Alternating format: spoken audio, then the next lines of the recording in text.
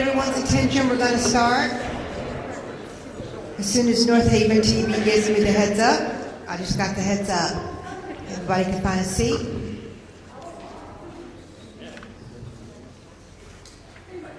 Got so quiet.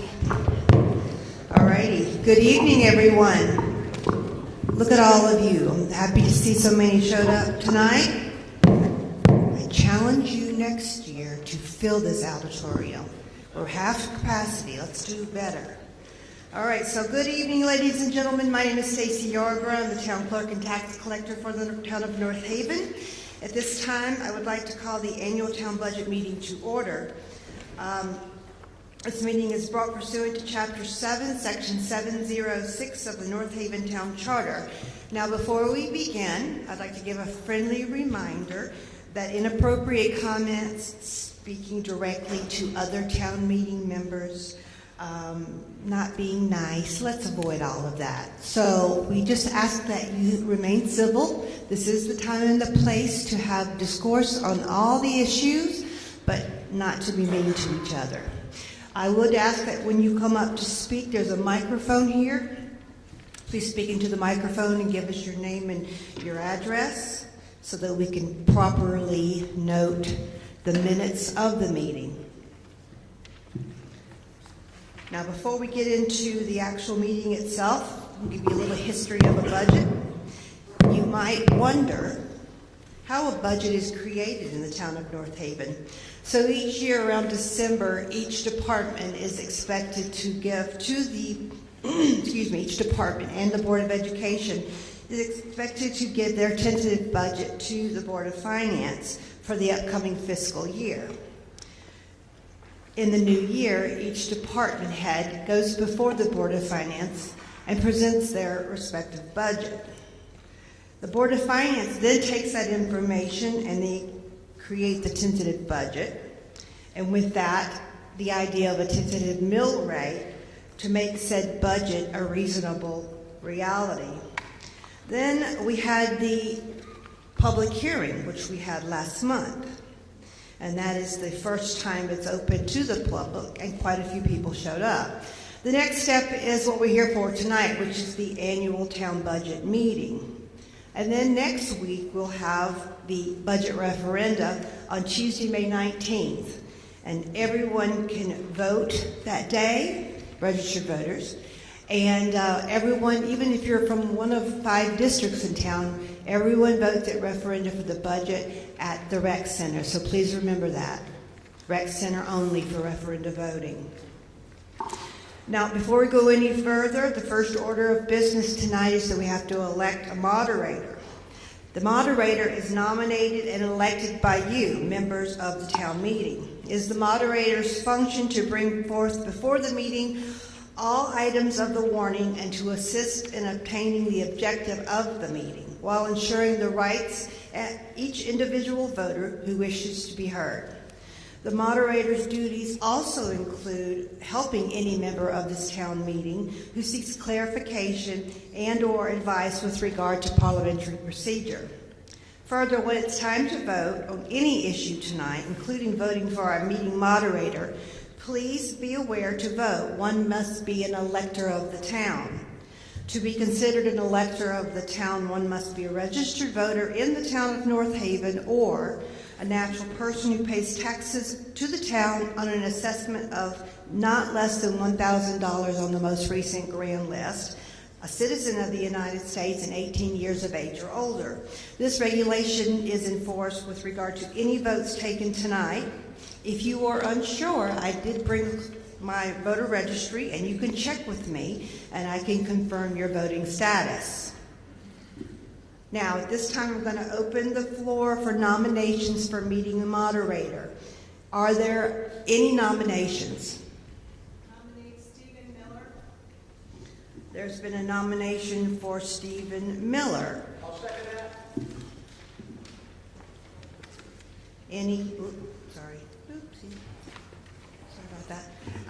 Any other nominations from the floor? Okay, hearing none, I'll put this to a vote. All in favor of Mr. Stephen Miller as tonight's town meeting moderator, please signify by saying aye. Aye. All opposed by saying nay. I now declare Mr. Stephen Miller as the moderator of this meeting.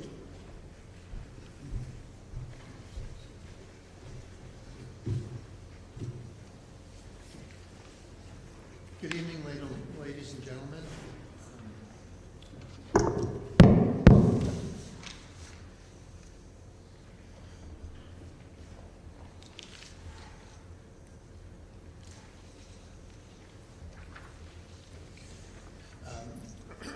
Thank you, members of the town meeting.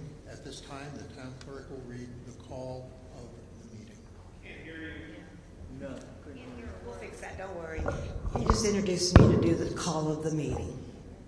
So notice is hereby given pursuant to Chapter 7, Section 706 of the North Haven Town Charter that the annual budget town meeting of the electors and citizens qualified to vote in town meetings of the town of North Haven, Connecticut, that the Board of Selectmen hereby call the annual budget town meeting to be held on Monday, May 11th, 2026 at 7 p.m. in the auditorium of the North Haven High School, 221 Elm Street, North Haven, Connecticut. This budget meeting will conduct the following business. 1, to consider and act upon the recommendation of the Board of Finance to take action regarding the budget for the fiscal year July 1st, 2026 to June 30th, 2027, and to establish the due date and number of installments for the payment of property taxes, that be real estate, personal property, motor vehicle, and supplemental motor vehicle, in accordance with Section 12-142 and 12-144A of the Connecticut General Statutes. And third, pursuant to Section 7-7 of the Connecticut General Statutes, to adjourn said meeting at its conclusion and to submit the question concerning the adoption of a budget for fiscal year July 1st, 2026 to June 30th, 2027, to a vote by paper ballot on Tuesday, May 19th, 2026, including the establishment of the exact hours of voting at referenda pursuant to Connecticut General Statute Section 7-9B, that voting will take place between the hours of 6 a.m. and 8 p.m. at the following North Haven polling place. All districts: Mildred Wakely Recreation Center, which is located at 7 Lindsley Street. The aforesaid recommendations will be placed on paper ballots as the following question. Shall the town of North Haven, in accordance with the recommendation of the Board of Finance, approve and adopt a budget consisting of $73,113,993 for the town government and $73,345,345 for the Board of Education, for a total amount of $146,459,338 for the fiscal year July 1st, 2026 to June 30th, 2027. Voters approving said question will vote yes, and those opposing said question will vote no. Applications for absentee ballots are available in the town clerk's office, located at 18 Church Street in North Haven, Connecticut. Please contact the town clerk if you have any questions and/or concerns. And this was signed by the North Haven Board of Selectmen, dated the 21st day of April, 2026. Thank you. Can you hear me? Yes? The town clerk will now read the first and third items on the agenda for consideration. So the first item is to consider and act upon the recommendation of the Board of Finance to take action regarding the budget for the fiscal year July 1st, 2026 to June 30th, 2027. And the third agenda item, pursuant to Section 7-7 of the Connecticut General Statute, to adjourn said town meeting at its conclusion and submit the question concerning the adoption of a budget for fiscal year July 1st, 2026 to June 30th, 2027, to vote by paper ballot on Tuesday, May 19th, 2026, including the establishment of the exact hours of voting at referenda pursuant to Connecticut General Statute Section 7-9B. That voting will take place between the hours of 6 a.m. and 8 p.m. at the following North Haven polling place. All districts: the Mildred Wakely Rec Center, located at 7 Lindsley Street here in North Haven. Again, the aforesaid recommendation will be placed on our paper ballots as the following question. Shall the town of North Haven, in accordance with the recommendation of the Board of Finance, approve and adopt a budget consisting of $73,113,993 for the town government and $73,345,345 for the Board of Education, for a total amount of $146,459,338 for the fiscal year July 1st, 2026 to June 30th, 2027. Voters approving said question will vote yes, and those opposing said question will vote no. Again, we will only be voting on item number 2 tonight, establishing the due dates for payments and the number of installments tonight. Yet, all the items on the agenda are open for discussion. At this time, we will open up the discussion period, items 1 and 3 of the agenda. For any ensuing discussion, all speakers must be recognized. Come to the microphone and clearly state your names and address. You must come to the microphone or your comments will not be audible throughout the auditorium nor the televised broadcast. Discussion should be limited to 5 minutes for your first turn at the microphone. After everyone has had the chance to speak, you may return to the microphone again. Is there any discussion?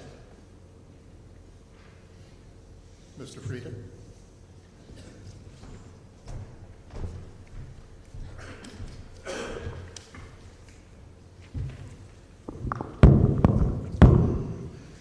Well, good evening, everyone, and welcome to our budget meeting for this evening.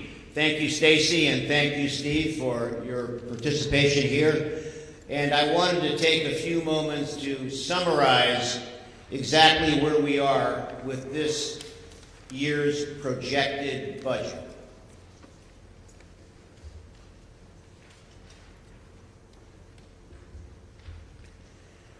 So let's take a look at the coming fiscal year's proposed budget.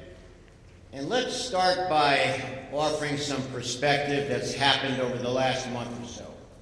Following one of the public meetings, many people strongly urged the Board of Finance to increase the proposed budget, mainly to increase the Board of Ed's budget and also add public safety, in this case firefighters. Based on those meetings, which came across as overwhelming respects, the Board of Finance made some revisions to the budget, and I'll present that revised proposal here tonight. So let's take a look at the summary here. When we look at these numbers, the town budget, the proposal for this fiscal year that starts on July 1st, 2026, it's a 4.2% change on the town side, $2,858,499. Now, capital, which is part of the town budget, last year we pared back some capital, and we pared it back to what was $933,000. This year, with the voluminous number of requests from the department heads for infrastructure, trucks, and other things, the proposal is $2,077,036. Now that, you see, is a staggering increase, 122.6% in terms of that 1 year versus the previous year. We did pare back this past fiscal year, the year we're in right now. So that change is $1,144,036. There's always a line item, ladies and gentlemen, in the contingency, and that is for an emergency. We tapped into contingency so far this year, this fiscal year that's going to end on June 30th. Now you'll hear from our superintendent, Patrick Stirk, momentarily, and the request there is a 7.1% increase, $4,849,487. So the total budget reflects a 6.4% increase to a total increase of $8,852,022. Let's take a look at some changes since the budget public hearing. Well, as I referenced a few moments ago, we added $582,000 to the town side of the budget to include 2 firefighters, to restore the very important position of the fire marshal, and also 1 patrolman, and we deleted $47,000 from fire capital for extrication equipment that we think we can make it up somehow through whether it's fundraising or some other things as this fiscal year unfolds starting in July. And then we added $500,000 to the Board of Ed to preserve the loss of positions that were clearly outlined to us at the public meetings. People came up at this microphone to express their concern about the loss of positions at the Board of Education. What are some of the key drivers in this budget on the town side? Here are the increases that we're faced with within the $2,858,499, that town increase in the budget, excluding at this point during the presentation the capital. Town employee benefits, pension and Social Security increases were $365,657. One of the critical things about local government and municipalities is to ensure that the pension systems are vibrant. There's contributions every year to the annual required contribution to continue to have a municipality that's strong financially and not endure what other municipalities have endured by taking pension obligation bonds because they never made the annual required contribution. It's a critical part of municipal government. The town employee medical insurance increased to an additional or an incremental $1,264,778. Rising costs in health insurance were because claims history had increased. The number of employees had illnesses. The health care plan in the town, much like health care plans everywhere, is designed to help people who have these illnesses or these longer-term afflictions that some people unfortunately endure.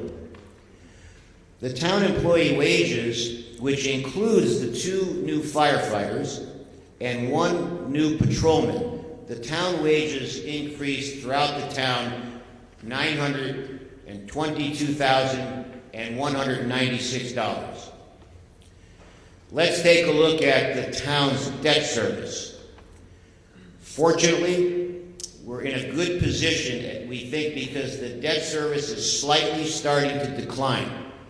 You have to understand, ladies and gentlemen, that when you see a new middle school, or you see a new police department, or like we saw 12 years ago, 4 new firehouses, or when you see roads being paved, that doesn't mean that they're all paid for. They're paid over a 17-year period through bonding packages, and debt service increases over the 17 years. So we saw a 2.5% decrease. The middle school, we're paying $6.3 million on that middle school as part of the $10,250,000. And then the balance of the debt is through the police department building, the road paving, and the firehouses from 12 or 13 years ago. So when we look at this pie chart, we see that the town side includes also the $2,077,000 in capital, $300,000 in contingency, and $10,250,000, as I mentioned, on the debt side. 50% on the town and 50% on the Board of Ed, and those are the numbers that are being proposed for this year's budget. The total employees in the town of North Haven, as you see, on the town side it's 333, full-time and part-time. On the Board of Ed side it's 573, of which 31 are on the part-time side. Let's take a look at this year's grand list growth. Our original grand list growth was 2.7%, which in government is very strong. However, even though the $2.7 million yielded an additional $3.3 million in new revenue, incremental revenue from businesses coming in and other things, there was an appeal process because of reval and other appeals that we saw at the Board of Assessment Appeals. And for those that don't know, when there is an appeal on taxes, there's a separate group of elected officials. It's called the BAA, the Board of Assessment Appeals, where residents or businesses can go and appeal their tax bill, and they appear before another board, and they are able to tell their story and explain why they think that the reval or the valuation is too high. And that process brought the grand list growth to 1.3%, which yielded a net number of $1,600,000. So in effect, we lost $1.7 million off the original grand list growth through the appeal process. Let's take a look at the recent state of education funding and Pequot funding. Well, as you know, you heard a lot about the General Assembly this year, and that General Assembly concluded this past week. So in North Haven, there will be another $175,978 of education, and then there's supplemental town aid of $265,182. So North Haven derives, that money will come in July, $441,160. So you see on the bottom here, we talked last month about a projected mill rate increase of 1.83. This incremental revenue that will come in should reduce the mill rate by 1/10 of the mill, down to 1.73. But we'll talk about that in a few moments. Let's take a look at the capital in the budget, the capital that I referenced a few moments ago. Once again, to reiterate, total capital is $2,077,036, as compared to last year's capital expense, as I mentioned, at $933,000. So when we look at this, let's look at the fire department. There's $516,000 in capital requests for the fire department. The 2024 engine, the pump release, is $150,000.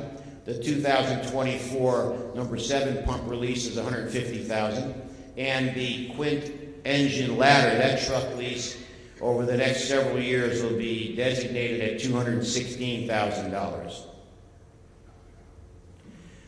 On the police side, 4 police cruisers totaling $200,000.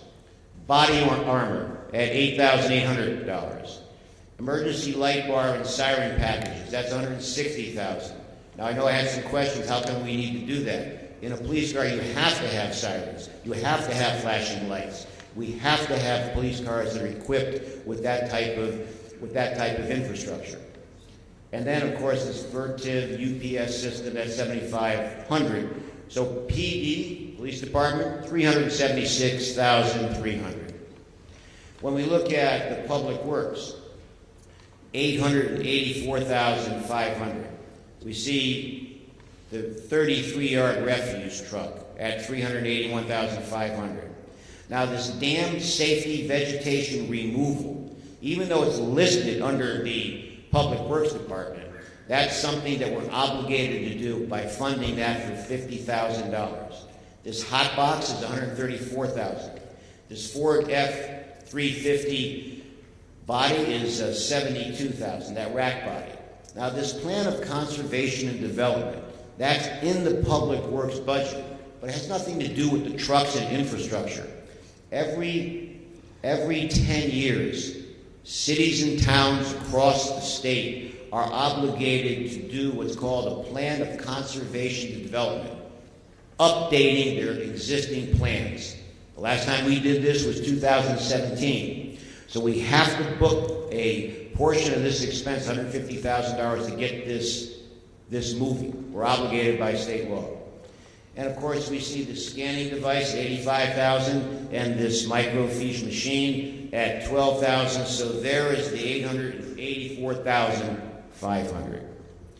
Now, when we look at community services, the pool locker room, there's an HVAC system. The pool, as you know, is very, very important to the residents of North Haven, including the senior citizens, and of course some of the high school teams and the sports teams. So that's $50,000. We're looking to paint the senior center at $11,000, and the pool maintenance and repairs that used to be $25,000 every year, now it's gone up to $30,000.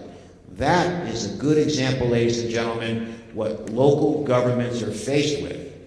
The rising escalation of costs.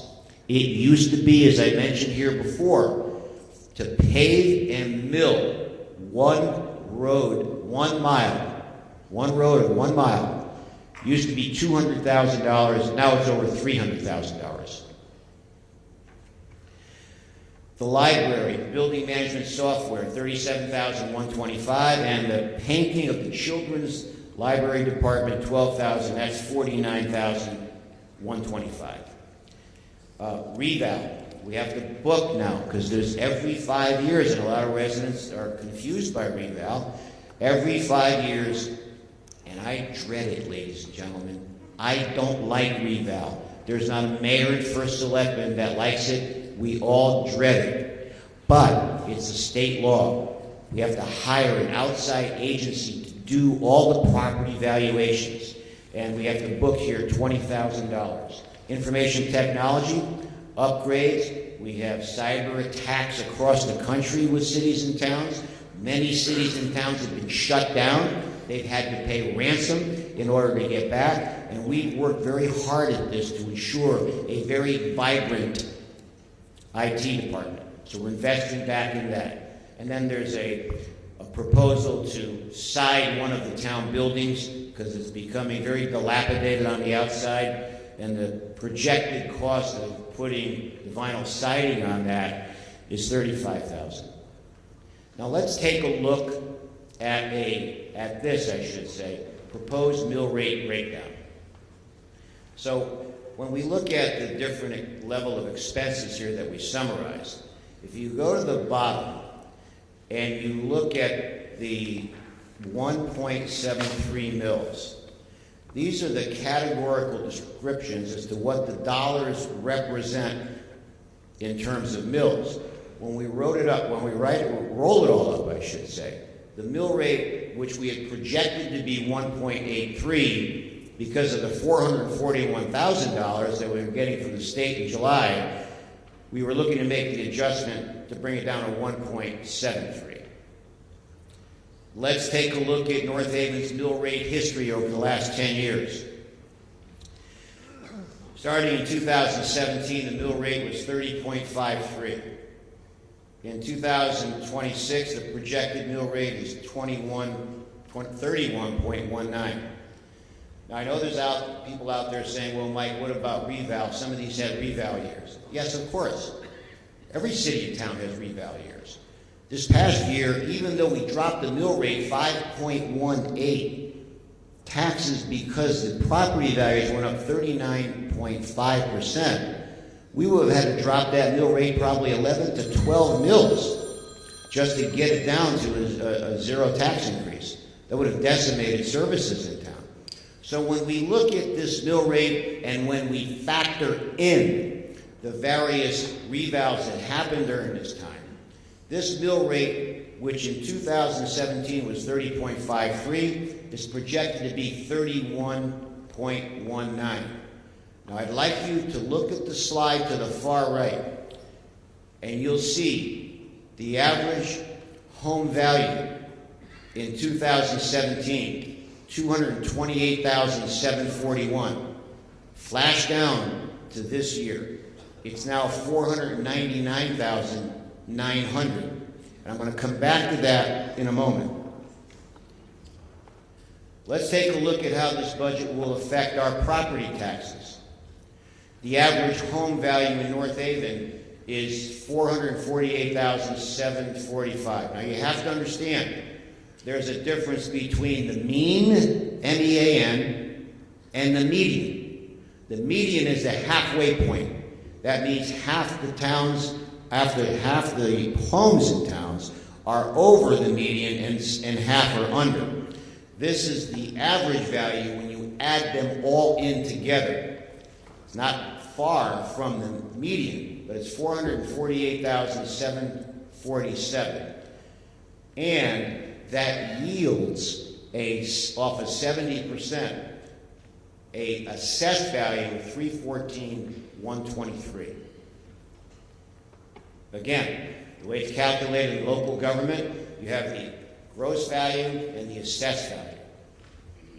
Let's take a look at what this means in tax dollars on several different style of homes with an estimated mill rate of 1.73. So for an average Cape as an example, when we look at the appraised value of $360,751 and then go to the assessed value of the 70%, the current taxes are $7,440. This would be a $436 tax increase if this budget were to pass on a Cape. When we look at a ranch, the average increase would be $446. You see, once again, looking from your left to your right, the appraisal, that's the gross value. That's what your house is worth. The assessed value is what the cities and towns assess it at, and then the current taxes. A split level, $478. That would be the increase for an average split level here.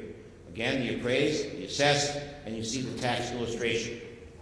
A raised ranch, $504. A colonial, $667. They're priced a little bit higher in North Haven, a colonial. Now, determining your taxes, you multiply your assessed value, the 70% of the appraised value, by the proposed mill rate of 31.19, and then divide that by 1,000. That's how you get and calculate what the taxes are in that particular home. The average home appraised value with an assessed value of $314,123 represents an average tax increase across the town of $543 at this mill rate should this budget pass. Let's take a look at property values in North Haven over the last 10 years. And this is what I want to come back to. In 10 years, North Haven's home property values rose from a median of $228,741 in 2007. Today, it's $499,900. That means that property values in North Haven have increased over 10 years 118%. So you may ask why.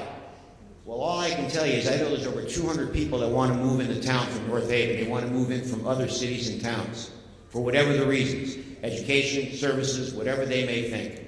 So what we're seeing here in North Haven every year is a demonstrative increase in home values year after year. Now, I know this is not something that offers solace, because I'm with you on this. I'm a resident of North Haven. I'm paying taxes too. So when we look at one of the largest components of individual portfolios of wealth, a value of a home has to be right up there. Now, the problem in government, every city and town, is that you have to pay for the unrealized gain of that. So it looks good on paper. Your overall wealth is increasing every year because the home values are rising. But the problem in government is we have to pay for that unrealized gain. And that's where people get very agitated, myself included. But that's the way it works. How has this impacted taxes? In 2017, if we stay with the 31.19 mill rate that we're proposing here for this referendum on May 19th, the taxes back then were $4,994.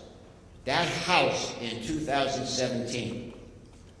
Today, that house is valued at $499,900, $349,930 from the assessed value. The taxes on that same house in 2026 are almost 6,000 higher than that same house in 2017. Now, I'm going to be very candid with you that this is only part of the story. Yes, the budget goes up every year.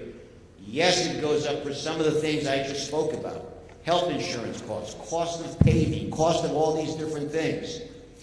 But this, when you look at the value of the house and you multiply it times 70% and you multiply it by the mill rate, you see the illustration as to what's happened here in North Haven. 10 years ago, that house, once again, was just short of 5,000. Today, it's just short of 11,000. Let me recap what I just spoke about. This budget provides a 7.1% increase for the Board of Ed, a 4.2% increase on the town side. It enhances the service model. We're not taking services away because we're adding to public safety. 2 firefighters, the fire marshal, and also 1 patrolman. It covers the inflationary increase in existing services, like I mentioned. And it provides $2.1 million in capital expenditures for the infrastructure that I outlined earlier in this presentation. Key dates: Tuesday, May 19th. All voting, as Stacy mentioned, at the Rec Center, 6 a.m. to 8 p.m.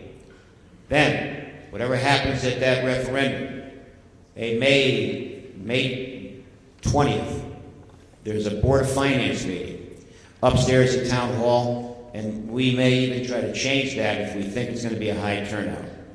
If the budget passes, the mill rate will be set. If the budget fails, both the town and the Board of Ed go back to the drawing board. So my message tonight, ladies and gentlemen, is this: whether you're for it or whether you're against it, keep this in mind. This is a participatory form of government. You make the decisions.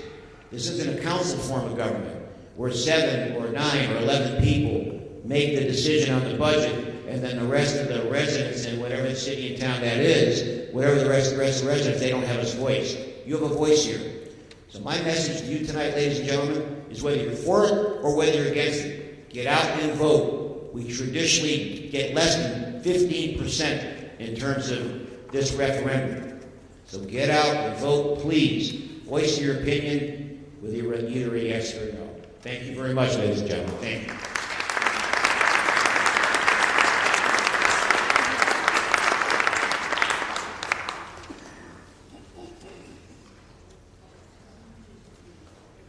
Sir?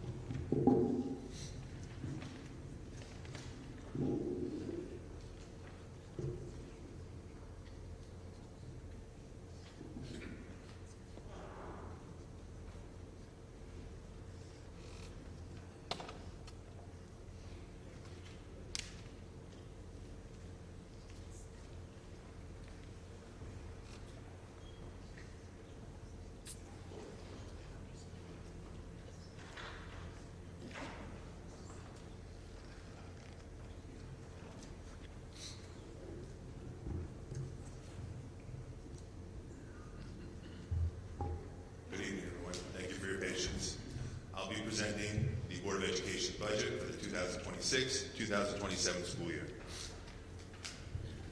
Provided through this year's budget are the following: resources to provide instruction to over 3,000 students, mental health, nutrition, medical care to allow students to access instruction, specialized services required for all students to achieve their potential, diverse opportunities for students to engage in activities outside of their curricular pursuits, and safe and reliable transportation to and from school. The next couple slides will highlight the district's return on the town of North Haven's investment. So the average DIRG D per pupil expenditure is $22,782. North Haven's per pupil expenditure is currently $20,381, which ranks us 20th of 24 schools in our DIRG. Please note, over the past 2 years, North Haven has dropped from 15th to 20th. And as I say each year, North Haven spends less than most, but our return is exceptional. This year, Green Acres Elementary School was recognized as a Blue Ribbon School. This recognition is similar to winning an Oscar or the Super Bowl in the world of education. However, I think it is a little bit more exceptional because Green Acres needed to perform exceptionally over the past decade in order to be awarded the Blue Ribbon status. The district continues to excel on state standardized assessments. We rank in the top 5 of 24 DIRG D districts in math, English language arts, and science. Congratulations to our students and teachers for these remarkable accomplishments. Annually, the State Department of Education releases accountability reports for each district and each of their schools. Within these reports, they identify schools of distinction based on certain scores and growth. This past year, Green Acres Elementary, Monteluise Elementary, and Ridge Road Elementary were each recognized as schools of distinction. I will now be moving on to the Board of Education's budget for the 26-27 school year. So this slide demonstrates the 4 areas that drive the board's budget for the 26-27 school year. 3 of these 4 areas total just about $4 million additional dollars to the budget, with medical and dental insurance carrying the bulk of the increase at just over $3 million. And as you can see, there are 5 new special education positions included in this proposal. These 5 positions have a cost of just under $300,000. These 5 positions include 3 additional special education teachers for 3 of our specialized programs, an additional speech and language pathologist, and an occupational therapist. These positions are necessary for the following reasons: to remain compliant with the students' IEPs. IEPs are individualized education plans. To also ensure that the necessary staff is in place in order to keep students safe and to meet the goals and objectives of their IEPs. And finally, to ensure that caseloads for our special education and support staff members are manageable so they can meet the needs of students and remain compliant with their IEPs. In short, we're being proactive to prevent our teachers from burning out. The district currently invests $5.6 million in 8 different special education programs. Without these programs, the district would be spending approximately $21 million to educate the students at out-of-district programs. This is an annual savings of $15.5 million. Now, with this being said, these programs continue to grow, and our students require additional and necessary services to meet their potential. This is why the board and the district continue to support these exemplary programs.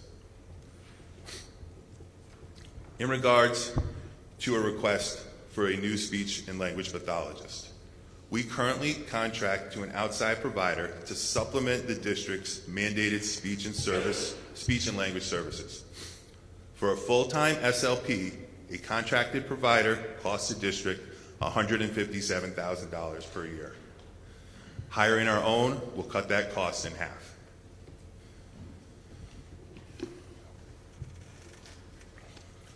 The overall increase to the medical and dental insurance line for the 26-27 school year is $3,076,121. This increase is determined by our actuaries at Brown & Brown. Workers' compensation, the overall increase to this line is just over $500,000. This increase is reflected of the actuarial recommended increase provided to the Board of Education from the town. Excess cost. Now, we have an excess cost reimbursement for special education, and that's projected to be just over $1 million. And it's always very wise to be conservative in this projection because we're never quite sure how much funding we will get from the state of Connecticut. So the Board of Education budget, as Mr. Frieda just said, is $73,345,345, which equals a 7.08% increase from this year's current operating budget. So what remains in the 7% increase?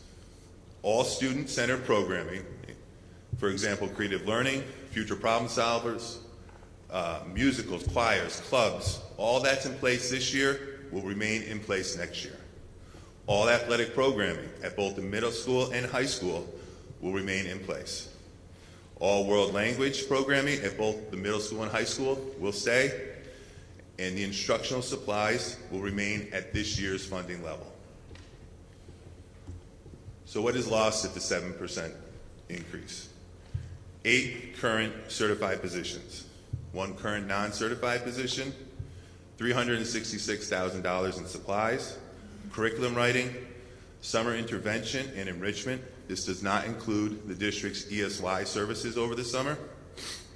And now, more than ever, we're reliant on available grants.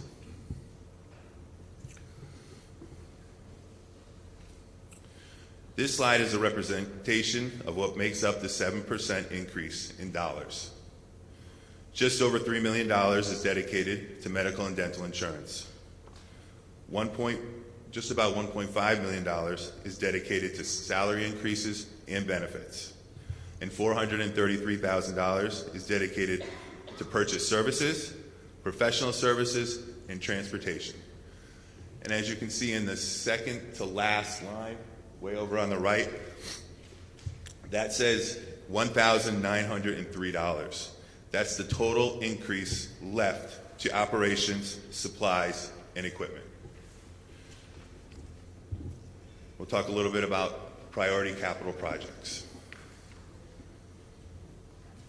Please note, there is no funding within the Board of Education budget for these capital projects. The next 3 slides is our current list of priority capital projects for the district. These projects total just over $1 million, with the largest project being the replacement of the high school gym floor at $650,000.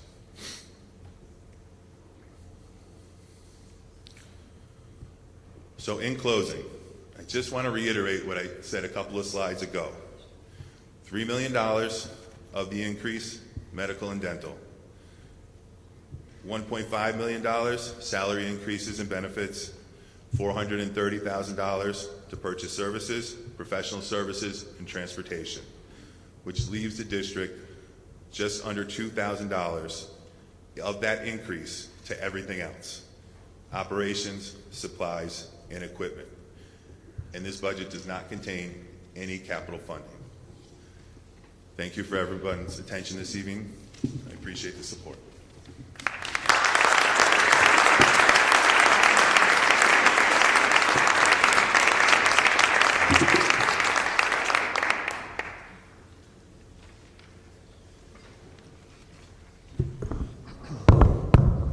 At this time, we would like to open up any discussion from the floor.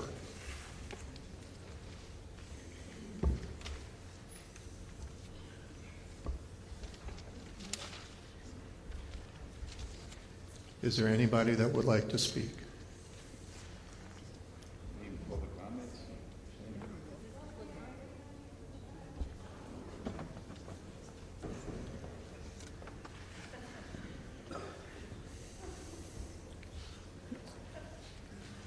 And Mary, please state your name and address, please. Yes, Mary White, Summer Lane. I didn't want to be the first one, but okay. So the first thing I wanted to say is enough. If you don't have anything nice to say, don't say anything at all. If someone says or types incorrect facts, including myself, if you have knowledge of the correct facts, just be nice about it. Too many people attack each other, criticize each other, and are just mean. We can do better. Just be nice, be kind, and remember, younger generations are watching. So public safety is most important, and I believe we have that in common. We must be safe. Okay, let's see. So we started by adding, to support fire department public safety, by adding 2 firefighters to the budget this year. And we must be committed to fire department public safety by adding 2 firefighters to the budget, 2 each year for 4 years. I wanted to again thank the Board of Finance for putting the 2 firefighters in the budget, and I wanted to say thank you for listening to the public, to the people. And I wanted to again thank everyone who got up and who spoke in favor of fire department public safety. And so what I'd like to say is, in case this budget does not pass, and it goes back to the Board of Finance, I would like to ask if you would keep the 2 firefighters and the fire marshal and the police officer, their people, if you could keep them in the budget and consider not funding things like objects, like the 4 new police cars and the 4 new light bars. Let's see. So it is approximately, so if the budget does not pass, it is my understanding that it is approximately over $1 million to be removed from both sides of the budget if the Board of Finance were to reduce the proposed mill rate by $500,000. Okay, and your taxes are still going to go up, by the way. Everything costs us more. Fuel, groceries, utilities, clothes, and so it costs more to run the town and provide services. Let's see. I don't know, but some of you may have heard at the Board of Selectmen meeting, for a no tax increase, that would mean $7.7 million would have to be cut from the budget, and that's just not possible. Okay.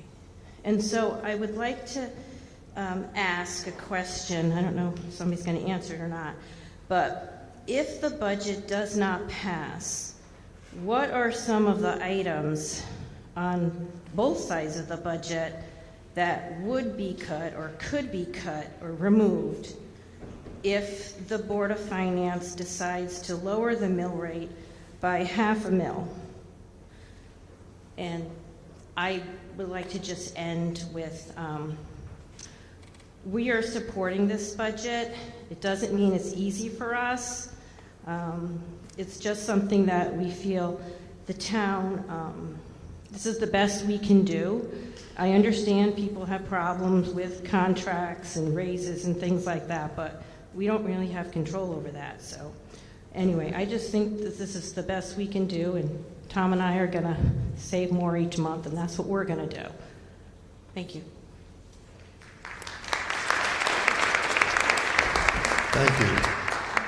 Is there anybody else that would like to speak?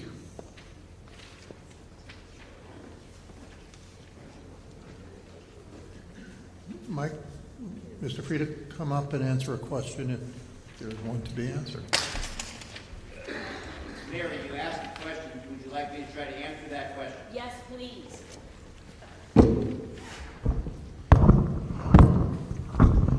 So we're not here tonight to tell you what we're going to cut if this budget fails. But I'm going to give you some perspective, ladies and gentlemen, on this, because if this budget does fail, we've got to make a very critical decision as to what we think we can pass. So now we're at 1.73 mils. If we brought that down to 1 mil in the next go-around, if this fails, that 0.73, let's say it's about $3.1 million that we have to cut out. If we dropped it a mil to get down to 0.73, then that's $4.2 million. Then what would happen is the Board of Finance would reconvene, and then we would offer a list of what's called declinations, things that would have to get cut. The Board of Ed would do the same thing. But we've got only one more opportunity to get it right. Let's assume if it passes, we move forward. If it fails, we go back to the drawing board. But we almost are going to be in a critical position to pass the second budget if the first one fails. Because for those that don't know, and this is what I have to go through every day with our finance people, that if it failed a second time, that the town would have to take out tax anticipation notes. In other words, we'd have to borrow $13 million a month just to keep the government and the Board of Education going. So, if it passes, we move forward. If it fails, we're going back to the drawing board. And believe me, we will go back to the drawing board. But at that point, in my view, we've got one more opportunity to get it right. So we're going to have to pick a mill rate that we think the citizens will pass on the second go-around if the first budget fails. Thank you. Thank you. Please state your name and address for the record. Krista Kaplan, 14 Governor's Drive. Mike, I just had 2 follow-up questions before my statement. Do we have a timeline for the second referendum if that were to occur? Like what the turnaround time looks like?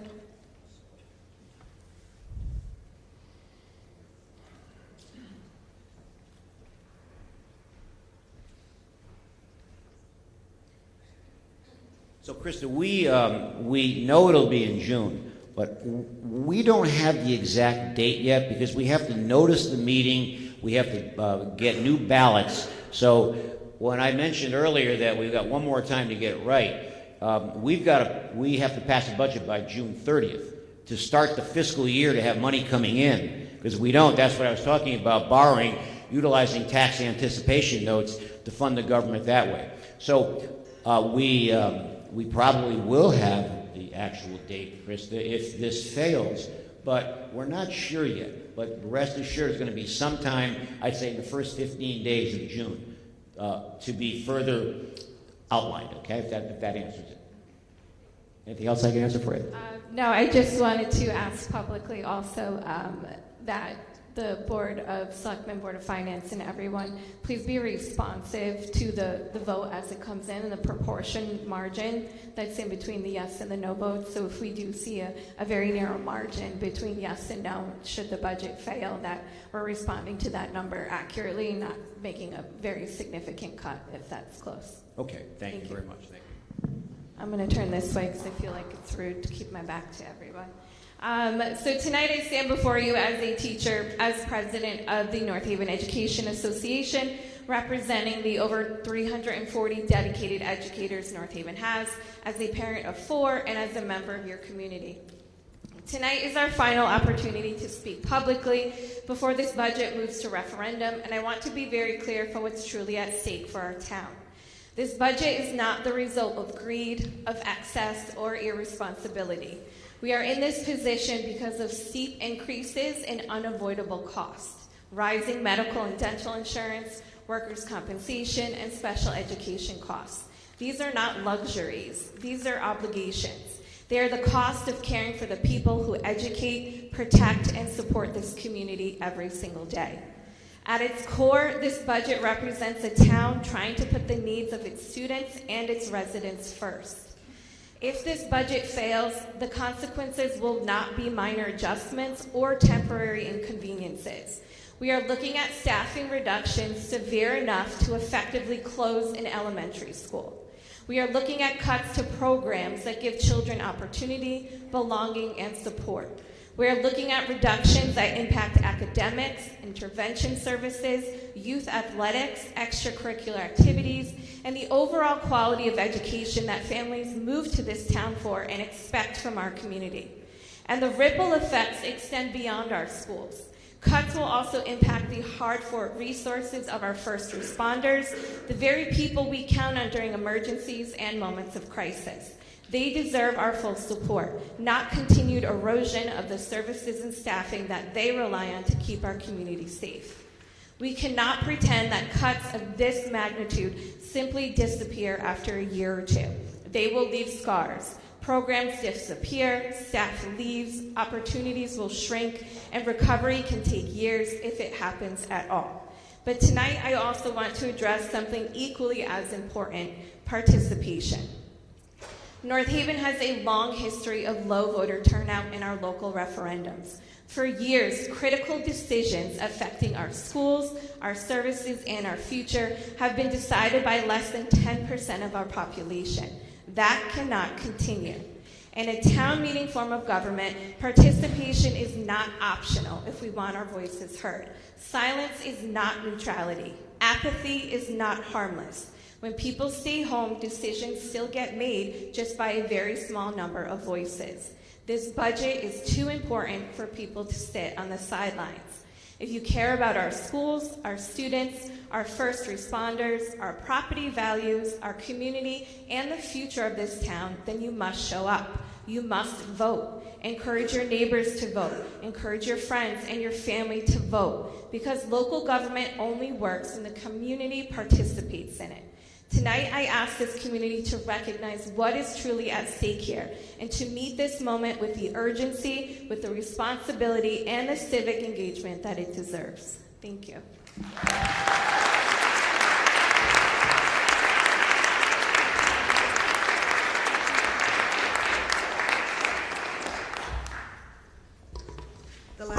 The last speaker, Mrs. Kaplan.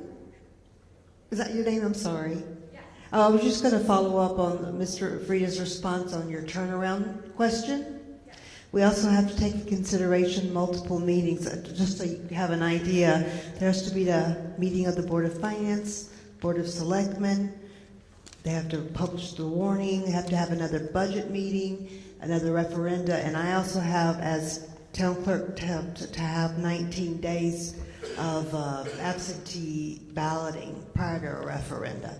So there are quite a few days involved. Is there any further discussion?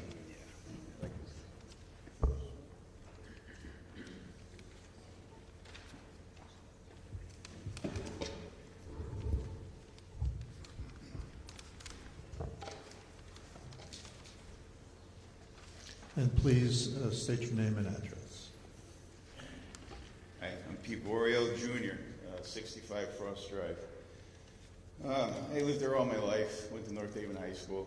I agree with a lot of the stuff the last lady said about we need to participate in the vote. I will say that town does a terrible job of letting people know about the vote, the meetings, the dates. When you go to the website, maybe it should be plastered as soon as you go to the website. You shouldn't have to dig for it. I know a lot of people, I didn't know this was happening until about 2 hours ago. So I don't have a prepared speech. The North Haven Fair, everybody got something in the mail. Maybe we should do something like that. I guarantee you, there's a lot of people in this town that are not really enthused about a really big tax increase, a little tax increase. My taxes went up $2,000 last year. Now you want to go up again. I mean, I understand. You have to run the, it's a business. It's a business. You got to run it. But, you know, how much is enough? You know, maybe we need to look at something for, I mean, is there anything for retirees in this town? The taxes just keep going up. You're pushing people out of their own homes. A friend of mine, I won't mention her name, I went to school with his, a buddy of mine. We all went to North Haven High School. This year, his mother had to sell her condo because she couldn't afford last year's tax increase, let alone whatever's going to happen this year. I mean, what about those people? I'm going to retire next year when my taxes keep going up and up and up. You're going to push me out of the town. I thought I was going to die in this house. The property values, I mean, I had to get all the numbers. I mean, just bottom line it. You guys want to spend more. I understand some things you have to pay for, because I have to pay for stuff. We all have to pay for stuff. Sometimes we have to give up things to pay for things that we can't control. But the town, you get 10% of the people vote, the budget passes, everybody's taxes go up. So everybody got to dig down deep and pay for things that the town needs. Now I got to not pay for something that I need. I mean, how far are you going to go with it? It's how, you know, it's year after year. It's just increase after increase. For years, you said it. We got to increase our base, our tax base, get more businesses, more people in. Now we're a city now. We're not a little town no more. Where's all that money going? And just, you know, I work a lot just to pay for my bills. I mean, I work a lot just to keep the status that I have. And every year the taxes go up, my status goes down because I only could work so much. You know, it's great. My house is worth $800,000 this year, but if I'm going to die in it, all it does, it costs me more money. I didn't do anything to it. I just lived in it. But now, every year, it costs me more money to live in that same house. I mean, between me and us and a lot of my friends, they're very skilled builders. I mean, I could build a mansion on my own piece of property, and then one day the new tax bill comes, and then I'll have to leave it because I won't be able to afford it, even though I built it. I mean, you know, especially for retirees. Maybe we should look at doing something for them. I'm going to be one soon. I'd like to stay in this town, but I don't know if I'm going to be able to. Between the town and the state, it's just food for thought. You know, I understand. I went to North Haven High School. My parents went to North Haven High School. Family, cousins, a lot of family here went to these schools.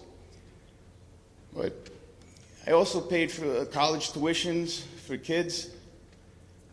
You know, we sent my stepdaughter to Quinnipiac, Fairfield University, paid for all that while paying for these schools' taxes. But the funny thing is with those schools, and those schools aren't cheap, those schools are really expensive. But once they graduate and they leave, I don't keep paying for the rest of my life. I mean, here you're asking 70, 80-year-old people that lived in this town all your life that you still got to keep paying for the school side of the budget until they drop dead. It just doesn't register with me. I could go on and on, but that's it. Thank you.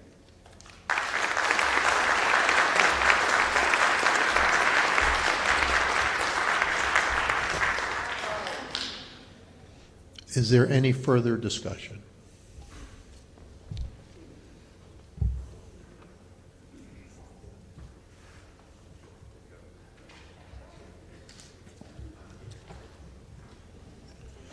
And again, please state your name and address. Michael Pozica, 41 Todd Drive South. So just to touch on the last gentleman, last year's taxes, there was a 29% increase, $2,300 on the house. It stated on paper that there was an average of $1,200 of an increase. So that's a lot more revenue coming in for the city if everybody's taxes did increase by a substantial amount. Now, certain things, like a school gym for $650, that's a nice to have thing, not a need to have thing. So there are definitely some cuts that could come. And then I just have two questions. The first being on, there's a lot more apartments that are built or being built, which drives up town services needs for education, public safety. How are those taxed as far as the structures themselves? Are the owners just taxed a smaller amount on it? I was just wondering the tax structure on those. And then a second one is grant writing on safety equipment, as far as police cruisers, body armor, PPE for firefighters. Do each department have a grant writer? Does the city have a grant writer for it? And how often do you try to utilize that? Thank you.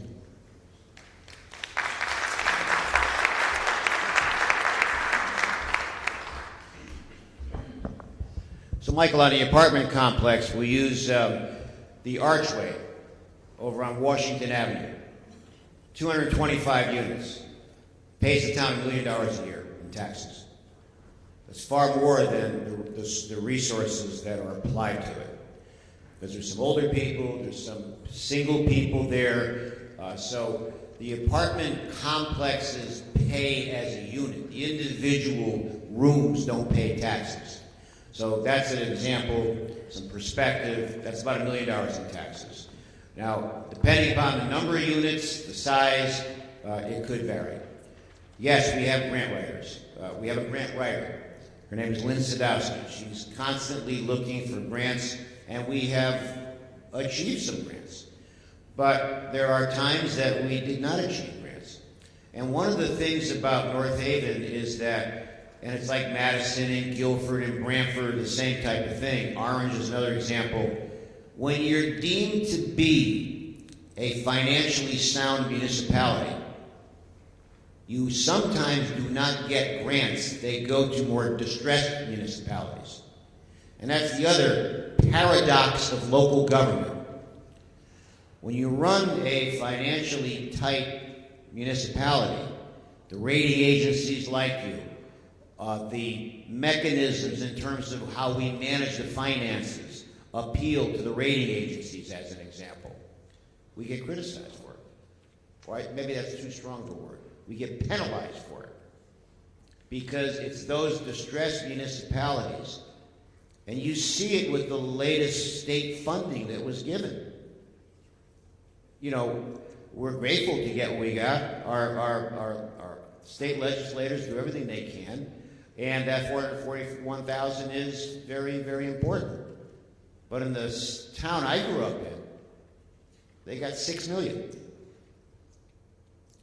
Wish we had $6 million. We wouldn't even be talking here today about a tax increase. So these are the inequities that go on in local government. There's bailouts for cities and towns that are on the verge of Chapter 11. Taxpayers' dollars have to be sent to subsidize those governments to get bailed out.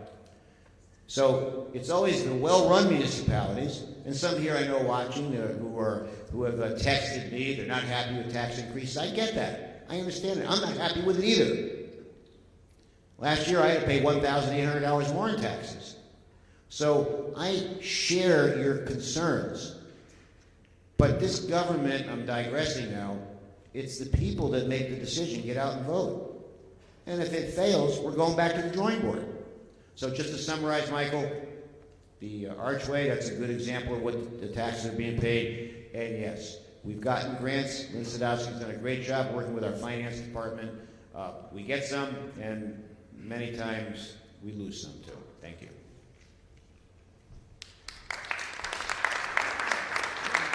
Gentleman in the back, and then the gentleman over here.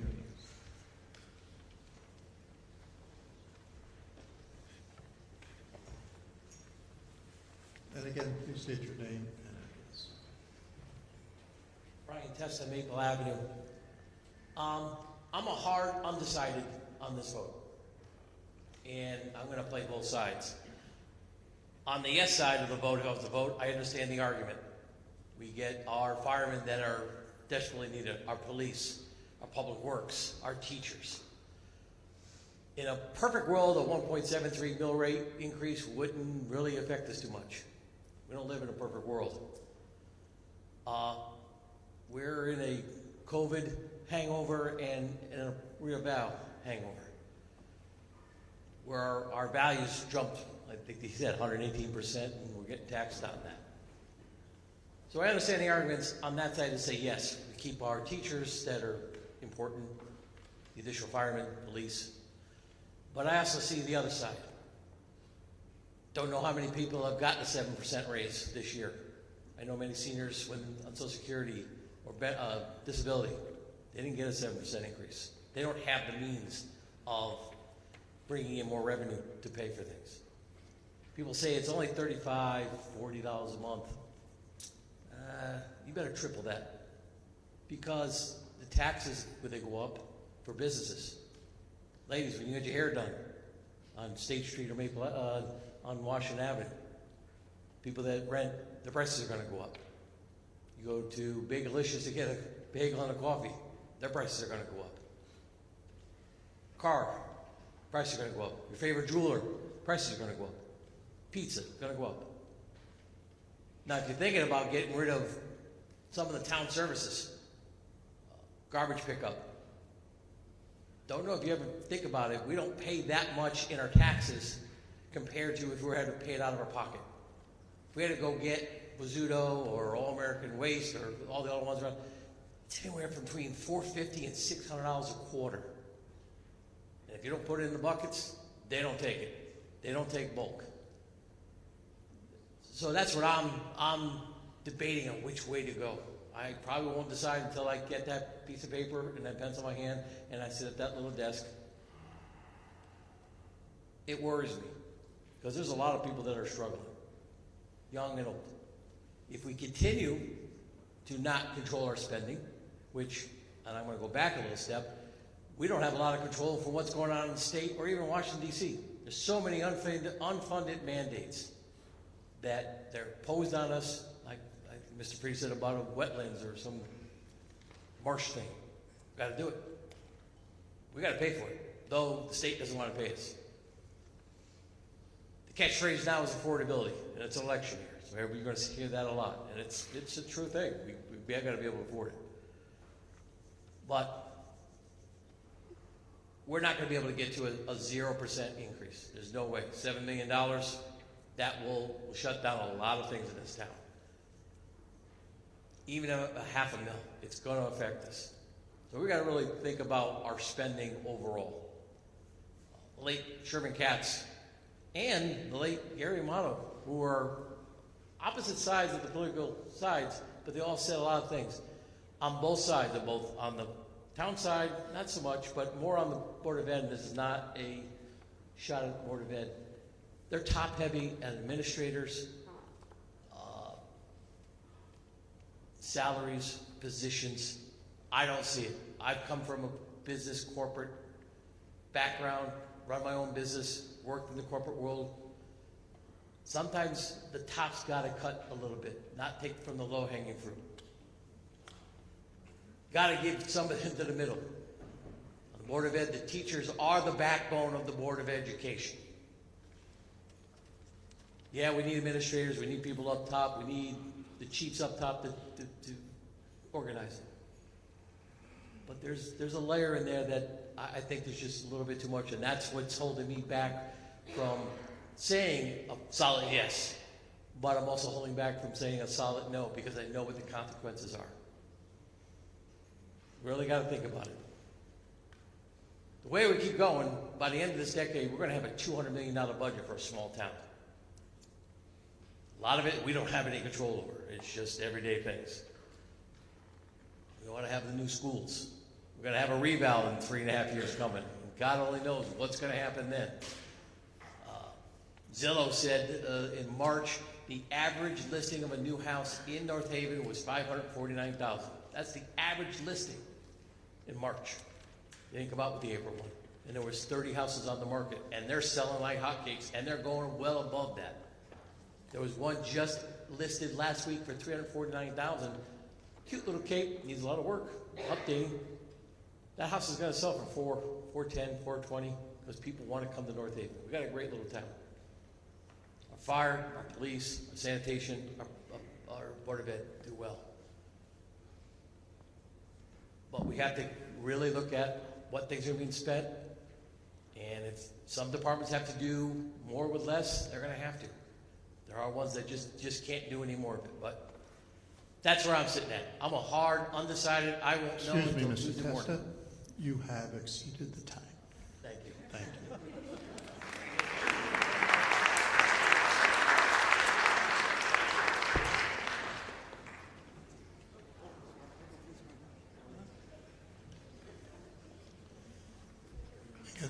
Please state your name and address.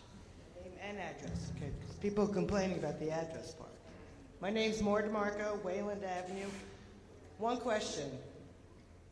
I'm being encouraged to speak, so I'm here, but unfortunately I saved everything I wanted to say on my X account. I bookmarked it there.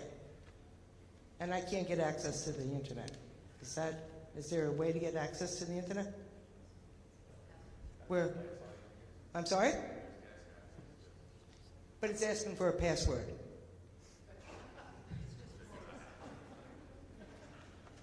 So, really? We're talking about great service and I can't get internet in here. Okay. I don't know what century we're in. All right, so I'm going to have to try and go off the top of my head. But I wanted to talk about how you can cut costs. I'm okay. I'm not one of these people that don't want an increase. I want a reasonable increase based on inflation rate.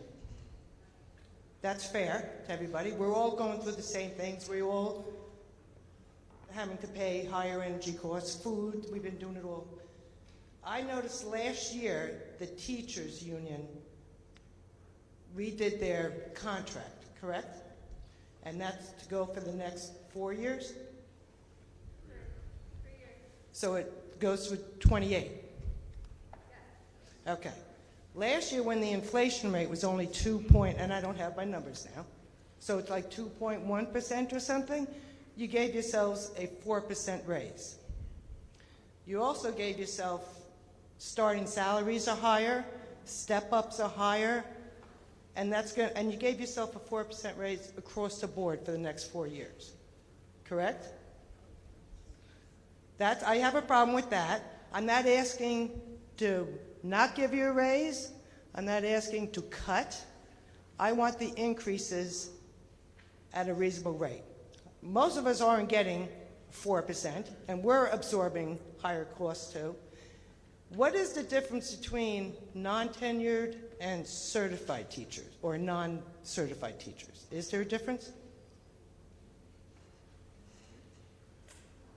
And I don't really have that much of a problem with the town side. They're reasonable. Their rate is reasonable, except for the last surprising addition encouraged by Mike.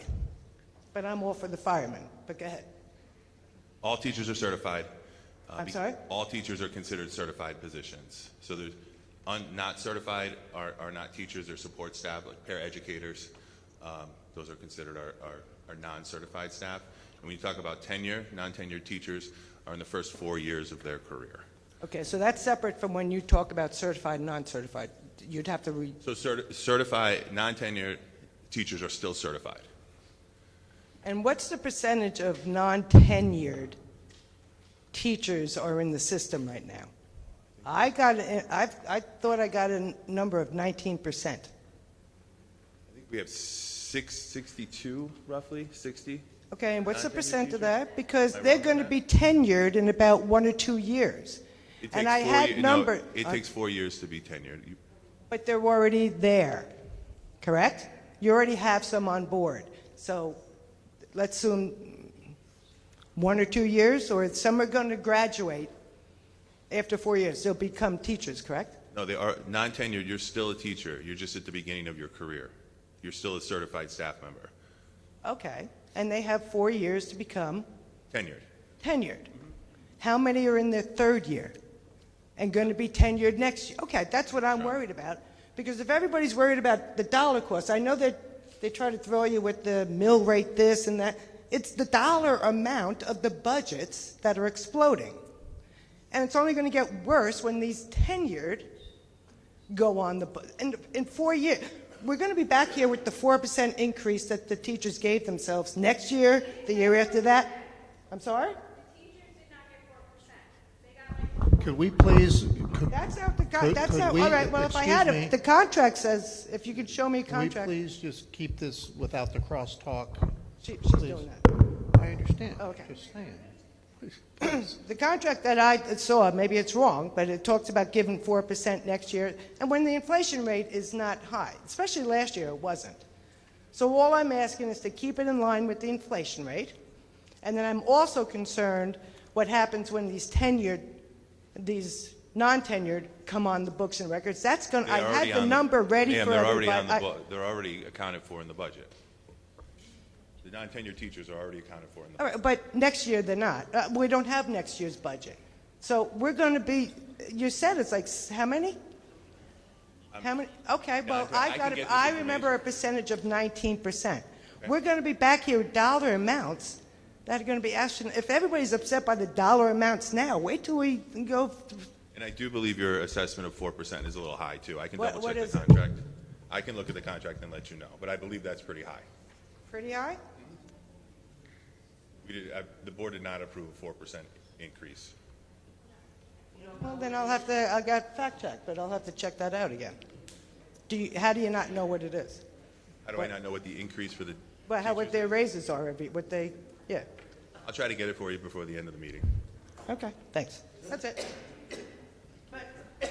So, Excuse me. we don't have, Excuse me. we should come in here assuming there's no internet.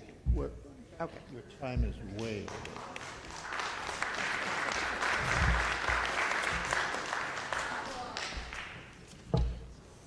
Sorry. There is internet. It just, sometimes it's not 100%. So you just have to be patient. Please state your name and address for the record. Hi, Dan O'Brien. Forgive my voice. I'm getting over a cold. Belmont Road. I want us to vote yes. I want people to come out and vote yes, and I'll explain why. I'm very glad that I live in this community. We've heard, I've come to a lot of meetings this year. I hope you've tuned in. We started this process worrying that with what was perceived as the necessary cuts, we were looking at across the middle and high school budgets of having to cut somewhere between 20 and 30 teachers, because that's what had to go. Whole programs that if your children are in preschool or if they're in kindergarten or in elementary schools, they were looking at entering into the middle school and not having access to world language education because we were going to have to lose a whole department of people, simply to meet the first expectations of lowering the number. If we lost sports, if we lost programs for gifted and talented, which are also students who require additional services, CLP, FPS, and so forth, if we lost musical programs and everything, that would be the heart and community and culture of our schools and systems. We have delightful services in this town in terms of trash pickup in bulk. We're lucky. I've been lucky to be safe. I want to continue to be safe. I'm glad that we're adding 2 fire personnel. I'm glad that we're going to continue to have police presence when we need them. We live in a nice town, and every single person in this room knows what it's like to be scared about spending money and making sure they have enough money to get. This is a political forum. Some people voted for a system above us that has created a whole bunch of costs that none of us wanted. We have higher gas prices for no good reason. We have tariffs for no good reason, and we're all scared. But we can control the quality of our town. I drive up and down the road, and I look at a nice community. We do, as First Selectman Frieden has said, we have some speeding issues. We've had some issues with bus safety, as I think we all know. We've had some issues with littering. I think every community does. But this is a really nice town, and I've been living here since 2002. And I'm sure you drive through the nearby towns. I don't want to name any of them because I don't want to be mean, but I don't want to live in any of them. Think about them. Think about the 6 or so towns that surround us. I don't want to live in any of those places. I like living in North Haven, and fortunately, to keep the quality of life that we're enjoying, we have to pay more for the reasons. Nobody's happy with the fact that the numbers are going up. I'm going to tell you a personal story real quick, then I'm going to get out of the way. My washing machine was going to blow up. Like literally, like it was got to go. And the spouse and I decided that, well, it would be responsible after all these years to also get a new dryer. So we ordered and went to the PC Richard & Sons to get a new washer and a dryer. And 3 days later, our oven died. Okay? So this is a man who in the last 3 months bought 3 appliances. Okay? I didn't want to buy any of them. But I want my quality of life and my ability to live a good, sound, reasonable life to keep going. And so I reached a little deeper, and I planned a little better, and I was able to do that. I want us to have the best possible services for our retirees and the senior center and so forth. I want us to have concerts on the green, and I want us to have good schools and good school programs for kids and their transcripts and everything. I want us to keep having a delightful, wonderful, enriching town for all of us. Every town that I don't drive on, and every kid that I don't know, and every program that I don't intend to ever use. I want us to live in a nice town. Please vote yes. Thank you.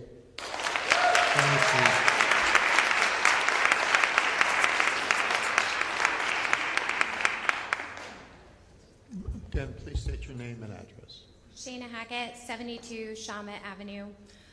Before I get into my comments, I just want to correct some misinformation. Per Krista, the teacher increase was 2.1% last year, not 4% as it was stated by the previous speaker. What was it? 1.5 for most staff. Yes. And I don't know about you all, but I have a 6-year-old at home, and when she gets together with her friends, it is pure chaos. Her teacher, who is a non-tenured teacher at the school, who received a non-renewal notice if this budget does not pass, meaning if this budget does not pass, her job is on the line. Her teacher literally goes like this and gets 19 6- and 7-year-olds to stop exactly what they're doing, stand in place, and look right at her. Our teachers deserve more than we are giving them, but this is what we have. We live in North Haven. We live in an amazing town, as the prior speaker to me said. I moved here 5 years ago, not because I could pick anywhere I wanted to live, because I tell you what, in 2020, it was hard to buy a house. I put 11 offers on different houses. I chose North Haven as one of the towns that I was buying a house in because of the school districts, because of the town, and because of the community that we have. This community stands together. We saw it last year with the budget referendum. And I think that we need to give the respect owed to our teachers. We need to give the respect owed to our public safety workers. And I don't want a tax increase. Nobody wants a tax increase.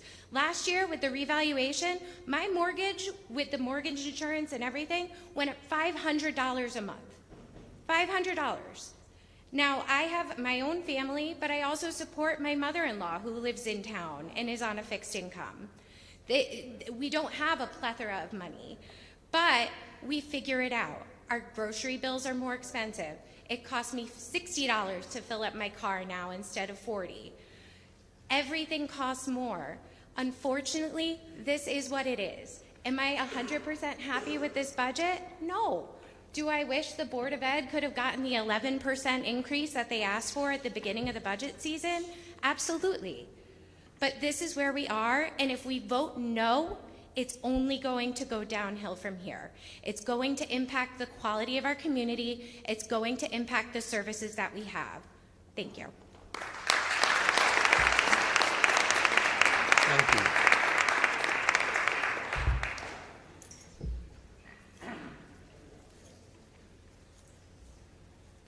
And please state your name and address. Sue Benvenuti, Bassett Road, 40-year resident in this town, never used the school system, always paid my taxes, and always voted for the school budgets. My comments are to do with the same thing that woman had said about the increases.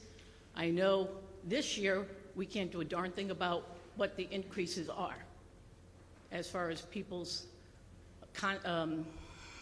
wage increases, because those are contracts that were already made. Look to the future and stop giving raises and percentage increases to non-teachers, because it's the non-teachers and it's your regular local clerks, I'll say, or working staff that's getting the 2%.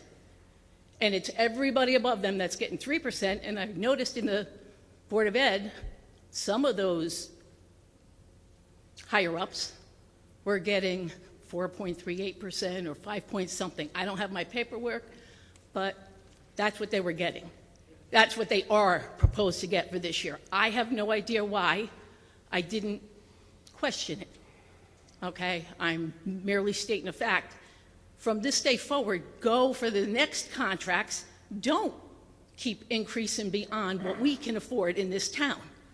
And yes, there's not a damn thing wrong with cutting things from a school system or cutting things from the town. We have to cut in our own homes in order to live in this town, and we do it. Okay, I'm not saying yes, I'm for or no, I'm against. I want the firemen. Yes, I'll probably vote in favor because I want the firemen in this position, and if that's the only way we're going to keep them, that's how I'm going to do it. And as far as the internet goes, I had perfect internet listening to this whole meeting from Norwalk to here. Got into here, boom, gone, completely knocked off. And I've tried 3 times to get back on. And so it did zap me out, but at least I got to hear everything until the man who actually was speaking was still speaking when I left, when I came in here.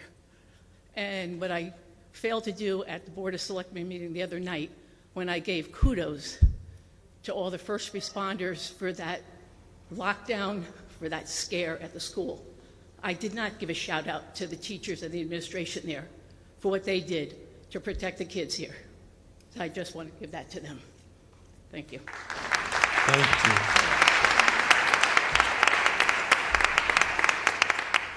Sally?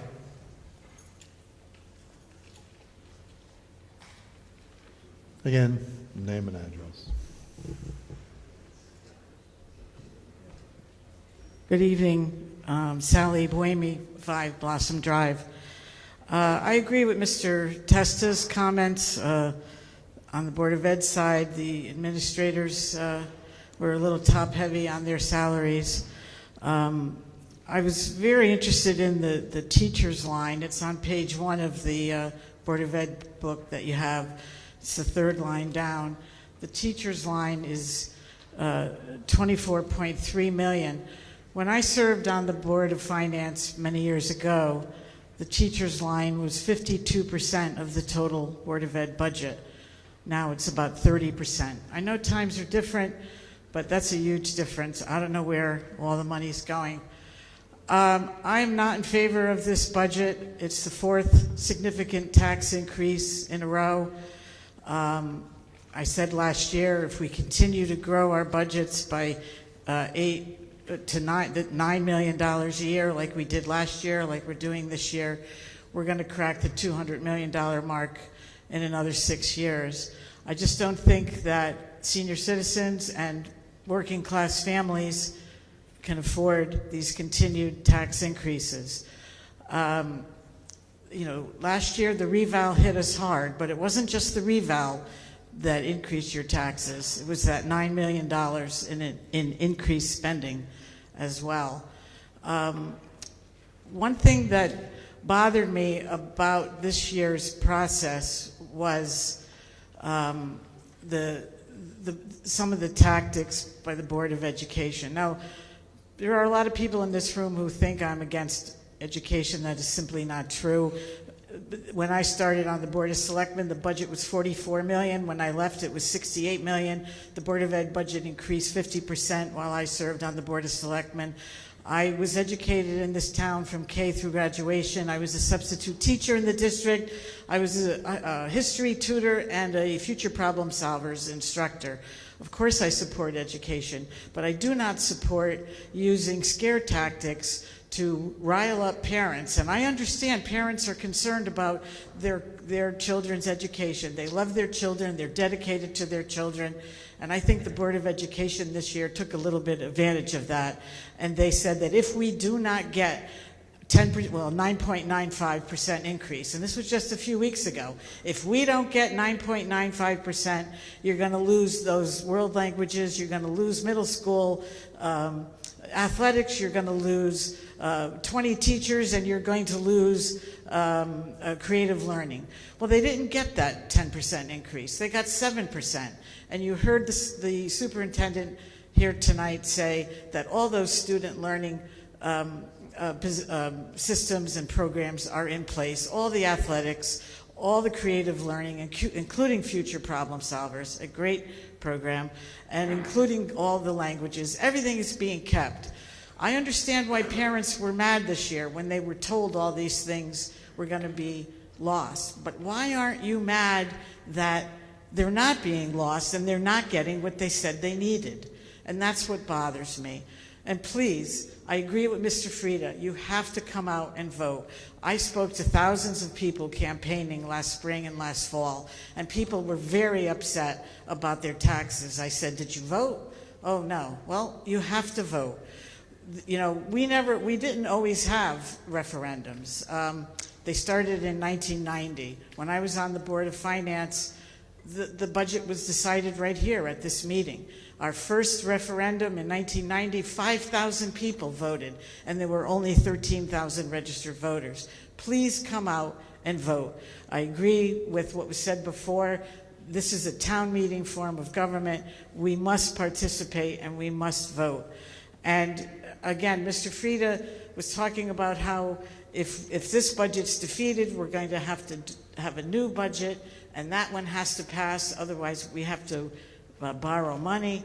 I agree with that, but I also want to say that if you have a good first budget, it'll pass. And I don't understand why the Board of Finance at their April 15th meeting added $1 million to the budget. I fully supported the $680,000 that was added to the Board of Education at the March 30th Board of Finance meeting. I do not understand why the additional $1 million was added by Board of Finance members the Republican Board of Finance members. I can only guess that there was a lot of political pressure to do so. And so we do not have to take millions and millions off. Even a small reduction, a third of a mil or a third of a mil makes a big difference dollar-wise. And that's because the reval is so high. Prior to the reval, the average house was assessed at $200,000. So Sally? 1 mil meant $200. Now Sally? 1 mil means $314. Please vote no. They could do better.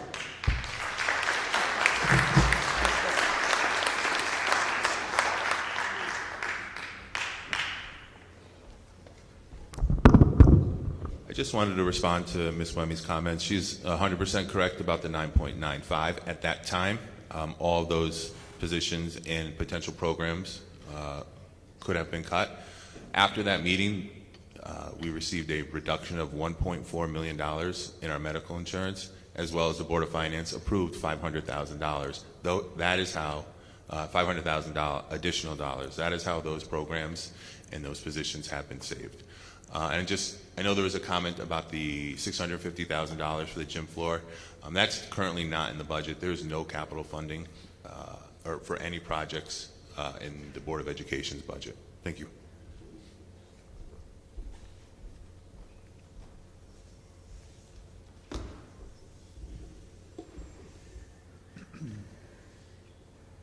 Hi, I'm Sue Finaro from Oakwood Drive, and I'm not up here to say vote yes or no, but to get out and vote is the main thing. And I was wondering, Mr. Frieda, if there could be a robocall the day before the vote to say get out and vote.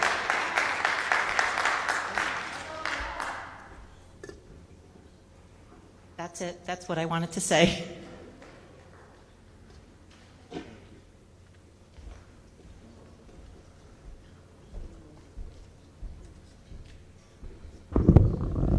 So, Susan, we are thinking about that. But I want to just share with you what goes on behind the scenes here. It may be easy for us to do a robocall because it sounds so easy. But we have an Everbridge system, and it's strictly for public safety. That our police chief and fire chief are looking at this, because I'd like to do a robocall through the Everbridge system between tonight and next week. But we may not be allowed to do it because it's a system that you hear me on storm management as an example. If there's tornadoes like they have been down through the years, I'm giving residents update. So the police and fire are trying to determine whether we can use that. Now, to do another robocall, we don't know if we're going to have accuracy in terms of phone numbers. One robocall we did a few years ago, people were getting my messages in Ithaca, New York. So the quality of the robocall is critically important. So we're hoping, and I'm not sure yet, I think it's a great question, but we don't know if we can use our existing system, which goes to all the residents. So when you hear me on a storm update, it goes everywhere.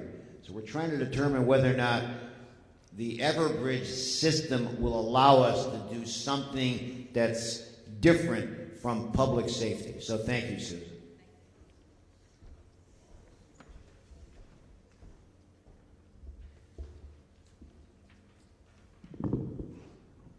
Peter Vorio, 444 Quinnipiac Avenue. Hi, Michael. I went up $1,800 last year myself. My question to you is, where's all the money from last year? The big increase everybody got banged with. What happened to that money? It funds the government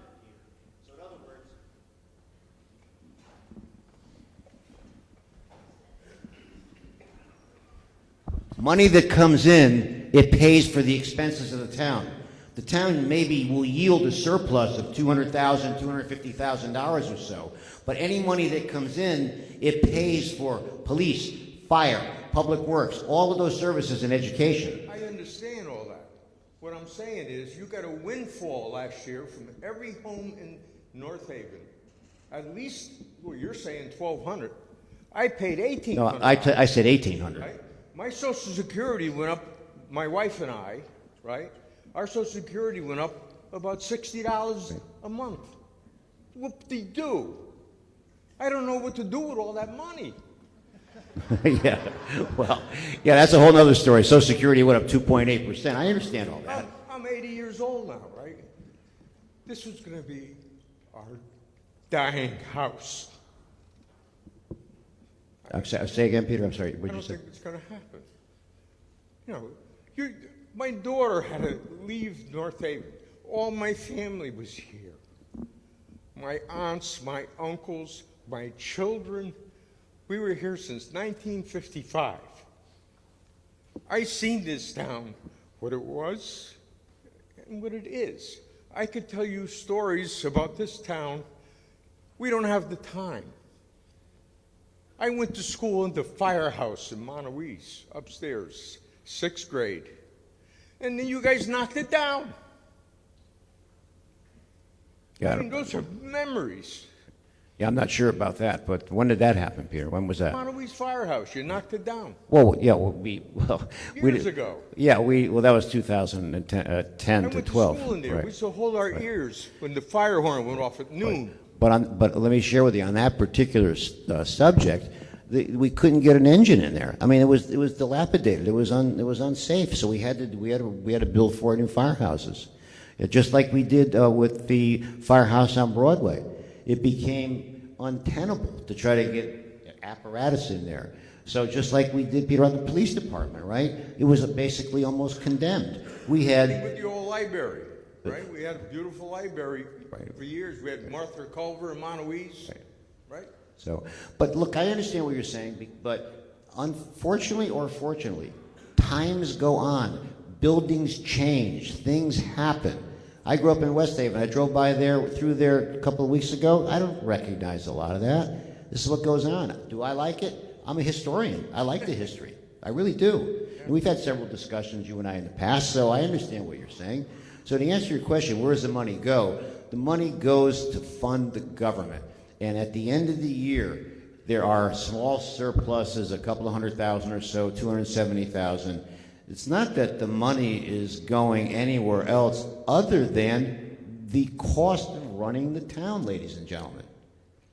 So, and again, like I said earlier, believe me, I dread reval. I have my friends, mayors or friends of mine in other cities and towns, they're pulling their hair out right now because they're so terrified of what the reval is going to look like.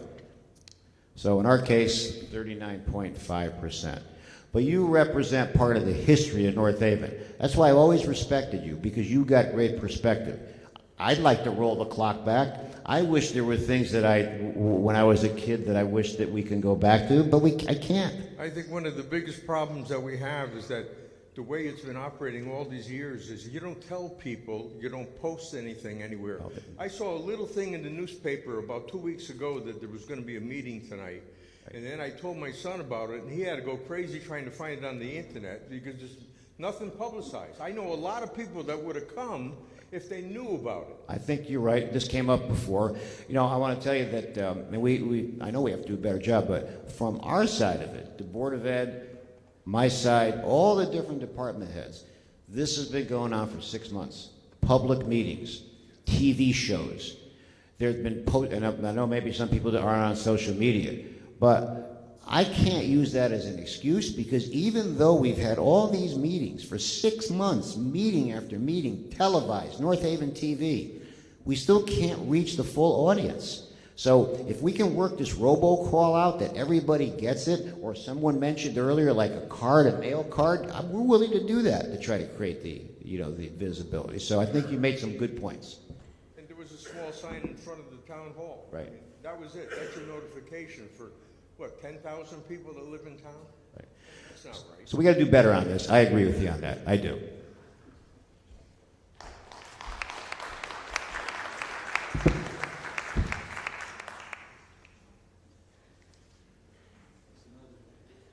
Name and address, please. Hi, Peter Criscola, 54 Fieldstone Court. Everyone knows that I'm definitely 1,000% in favor of the budget. I'm not going to lose firefighters. That's number one. Nor do I want to see any other department be stripped of anything. I live in a condominium. I do not get trash pickup. I do not get snow removal. I get none of the above. I have no children in school, okay? But nevertheless, we have the best of all services. Our property didn't go up all this money from $300,000 to $600,000 because we have a bad community. We have an excellent community. We have an excellent first selectman who keeps us on the right track. If we lose that, and we lose our Board of Ed, and it goes down, people will not want to move to this town. If we have a bad sanitation department, people will not come to this town. If we have a poor police department, no one will come to this town. And also our fire department. Our fire department right now is gravely understaffed. We have firefighters that are working double shifts. Exactly, double shifts. We lost 3 firefighters. 3 firefighters in 36 months. Not good. All in their early 50s, okay? Because they're overworked, okay? But that being put aside, I want to see this budget passed 1,000%, okay? And like I said, I don't get the services, but we need them. Do you think that the Board of Ed arbitrarily made up this money? You heard what they have. They have money in their medical program and pensions that they cannot reduce. That's fixed. It's never going to go away. They gave back money. We saved money. We found other places, okay? Public Works, they need sanitation trucks. You think they want them just to have them so they can wash and polish them? I don't think so. Police cruisers, you think they want them just so they can look at them in the yard and watch the lights flash?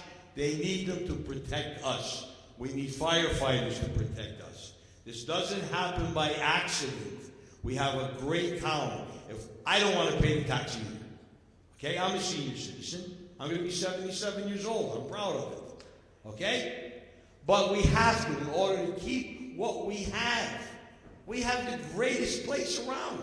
Look around, as a couple of people said. Go through different towns. See how their mill rates went up. See if their properties went up like ours went up. See if your $300,000 home is worth $600,000 today. No one wants to pay tax on it, but would you sell that house for $300,000 today? No. You want $600,000, maybe $650,000. And that's all due because we have a great management team. Everybody works together. So please, please, vote yes on this budget. Tell your friends. Network yourself. You talked about going on robocalls. That works, yes. Work yourself. If you tell 10 people and they tell 10 more, look what we have. We already have 110 people right there. You only told 10 people. Network ourselves. This is a great town. We have to keep it this way. Anytime we lose services, we're in trouble. We're in trouble, okay? Doing a great job. We talked about apartment houses, bridges, 200 units. They pay $1 million in taxes. They're not using our services other than our medical and our police. They get no other sanitation services. That's all private. So please, folks, please, tell everyone, your neighbors, your families that are in town, please. We're talking about an average of $11 to $12 a week increase. So maybe every week you won't have an extra Starbucks. You'll blow one Starbucks coffee. Maybe you won't go to McDonald's and buy the big meal for $12. That's all you're going to miss. You're going to miss nothing else. You're not going to miss anything. Life is going to go on just the way it is. You'll miss nothing, and you'll have the best town in the state. Thank you very much.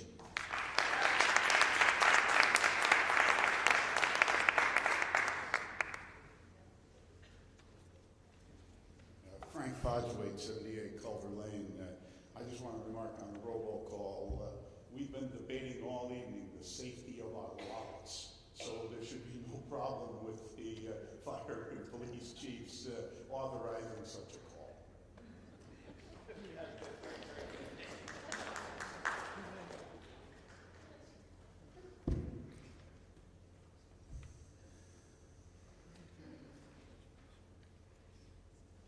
My name is Tom Borelli, Warner Road. I just have a couple of questions. I'm not really going to go over on my feelings on the vote. One is, are we voting for 2 firemen or for 8 firemen? I'm just not clear. So it's the others are not approved in this thing, or is it we are approving all 8 over the next 4 years? I'm just a misunderstanding from what I heard, I think.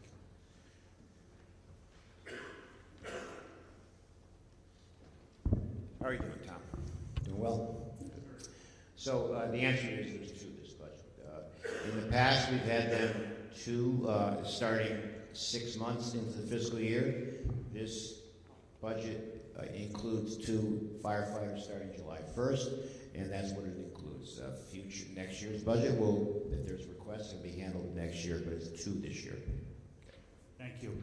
My other question is, just because I heard a bunch of different things. So last year, we did have a $9 million increase on top of the reevaluation. Is that correct?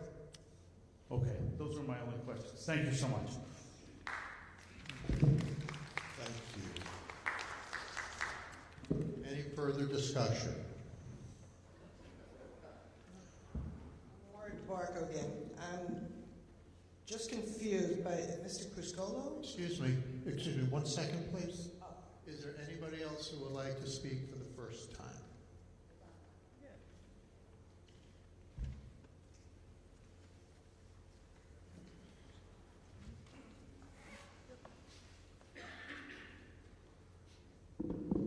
Jenny Caldwell, 69 Kimberly Circle, North Haven.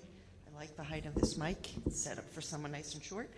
I mostly have questions, and several of them are for the superintendent for the BOE. On the slides that you presented, it stated that you were adding a transition teacher. So is another, I know when I was on the board, the transition program came back to North Haven. So there was a transition teacher. Are we adding another transition classroom, or did we lose the teacher? Why is that added as a new position?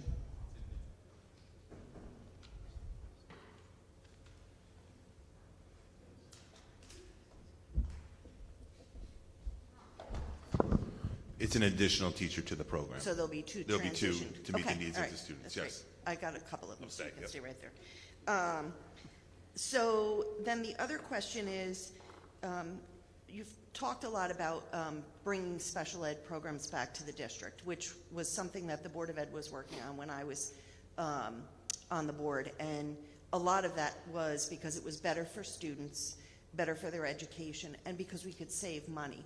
But it was very clear when we were talking about the cost savings that bringing students back and the cost of bringing students back was outweighed by the reduction in the fact that we weren't paying for an out-of-district tuition. So it was kind of clear that we were reducing from one part of the budget in order to save.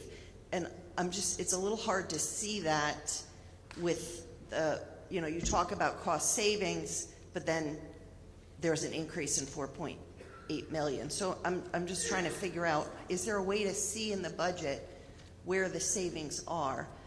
I'm totally for bringing students back. I just am trying to understand the math. In one of the slides, Jenny, there's I think 21 million we projected if we did not have those 8 programs.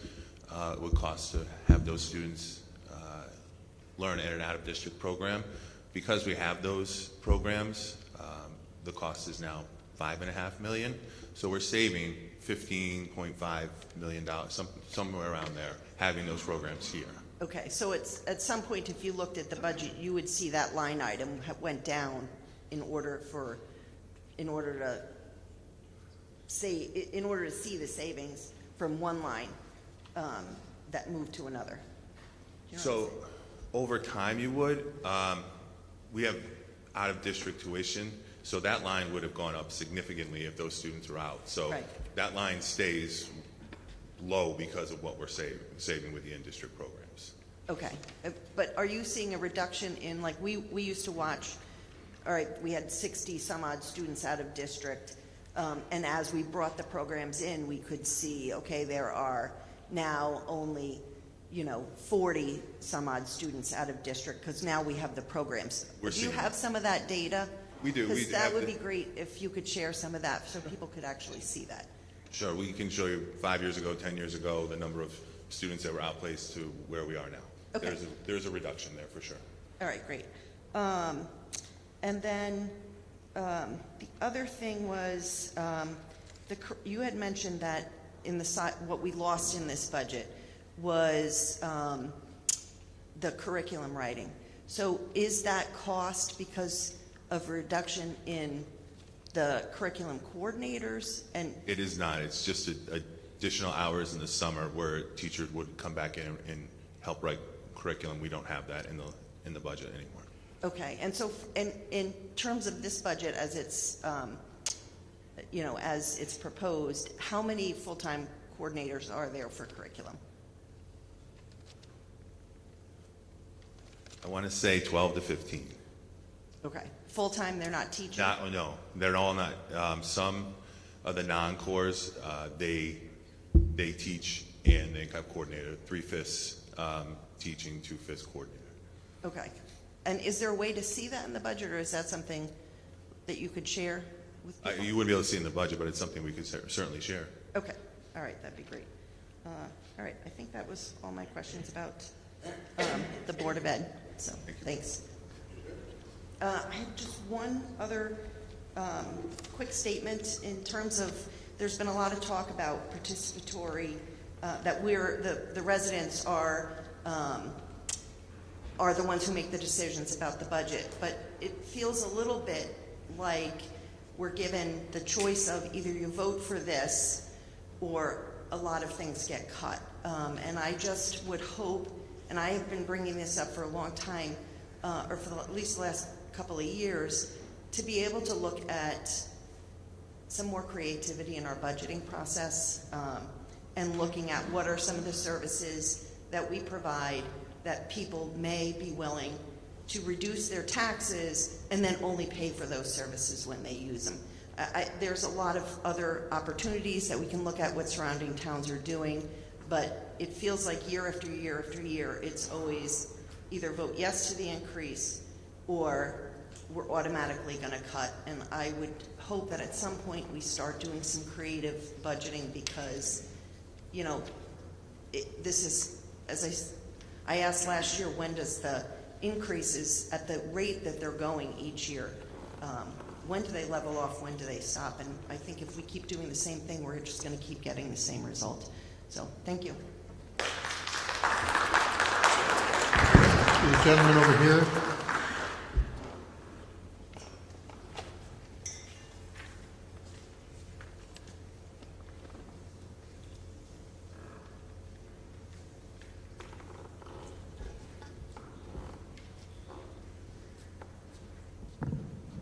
Jack Martin, Larson Drive, North Haven.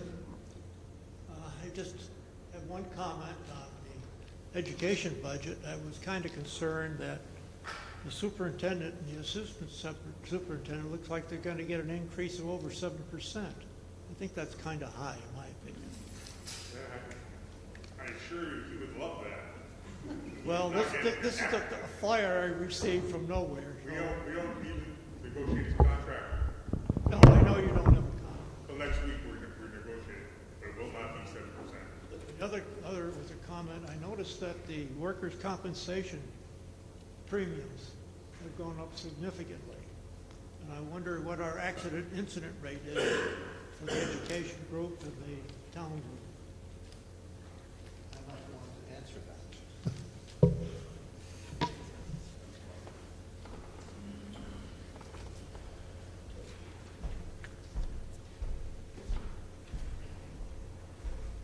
Yes, it is very true that the rates have gone up because we were self-insured. So what we're doing now is because of injuries, whether it's police, fire, public works, people are getting hurt, boards of education, teachers are getting hurt. There's volatility in the classroom.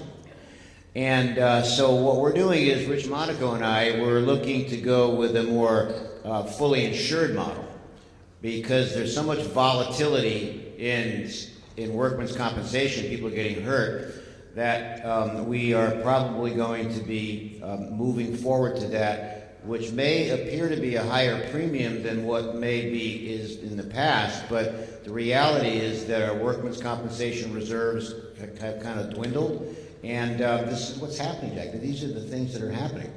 We've had people who've gotten hurt on fire trucks, accidents, police, things that happen in town that people don't realize. Cops are chasing criminals. I mean, these things are happening. So yeah, that is what's happening. Government is a service model, protects the people on public safety, and sometimes people get hurt. And unfortunately, that's what happens. Well, we're the corporate safety director. Each individual department. We comply with OSHA. We work very closely with OSHA. Rules and regulations are adhered to, whether it's police or fire or public works. But we can't help the fact that people get injured, that's what's happening. So we're trying to do everything we can. We had PMA in the past. They do seminars. KERMA will do seminars. They'll talk about public safety, workman's safety for public employees, and this is what we do. There's training seminars, and these are the things that we do. It's like my baseball career. I crashed into walls, concrete walls, jammed shoulders, and these are the things that happen. So, that's the answer.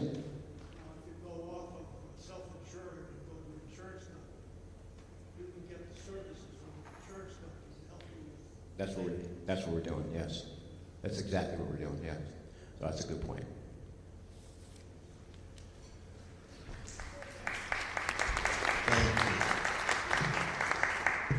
Any other comments?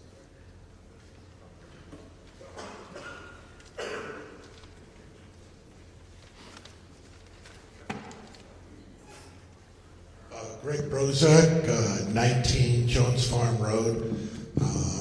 One of the things, first of all, is as far as the signs being around town, we were in North Branford yesterday, and there were signs all over town. There were a couple of signs on 22, another one on 80, whatever, stating when their budget's going to be. But my taxes went up about $2,200, and I'm a senior now, retired 2 years. One point that I think, the budget this year, it is what it is. But I think, like you had said one other time, we need to be more within the rate of inflation and go, in that even 3-4% right in that area. Because, people, and especially my last couple of years in business, things were tough, and I didn't either get a raise or I was getting 1 or 2%. And, cost of living, things are going up 4 and 5%. But one of the important things, too, I think, is that seniors, there's got to be some kind of program, to help them with their taxes. Now, I know there is in Hartford, but it's a joke as far as the minimums and everything you need to do. It's just, it's not feasible. But think about this. As seniors like us, and I talk to a lot of seniors out there, now that I'm retired, I'm going around Dunkin' Donuts, things like that, and I hear people, complaining about the taxes and everything. And yeah, you're right, a lot of them don't know. I said, if you don't like it, show up on Tuesday. Well, where is it? And, so that's what we're faced with. But one of the important things is that as seniors do move out, either be forced out or, down south, whatever, those homes are being, most of the time, like you said, I'm not arguing that point at all. Everybody wants to come to North Haven, so you're getting kids. Now you're going to get 3 or 4 or 5 more kids, And now, at $21,000 a head to educate these kids a year, we're going to be up here for years fighting to get, and you're going to get more resistance with people increasing it. So I just think, like I said, this year it's in play. Hopefully we can, get through it. But in years to come, I think it's something we really got to think about because, it's going to get worse. And each year we're going to fight more and more in order to, to get something passed. Thank you.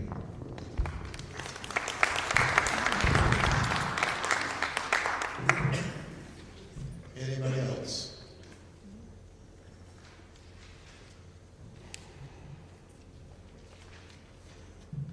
Scott Simmons, 15 Virginia Road. I'd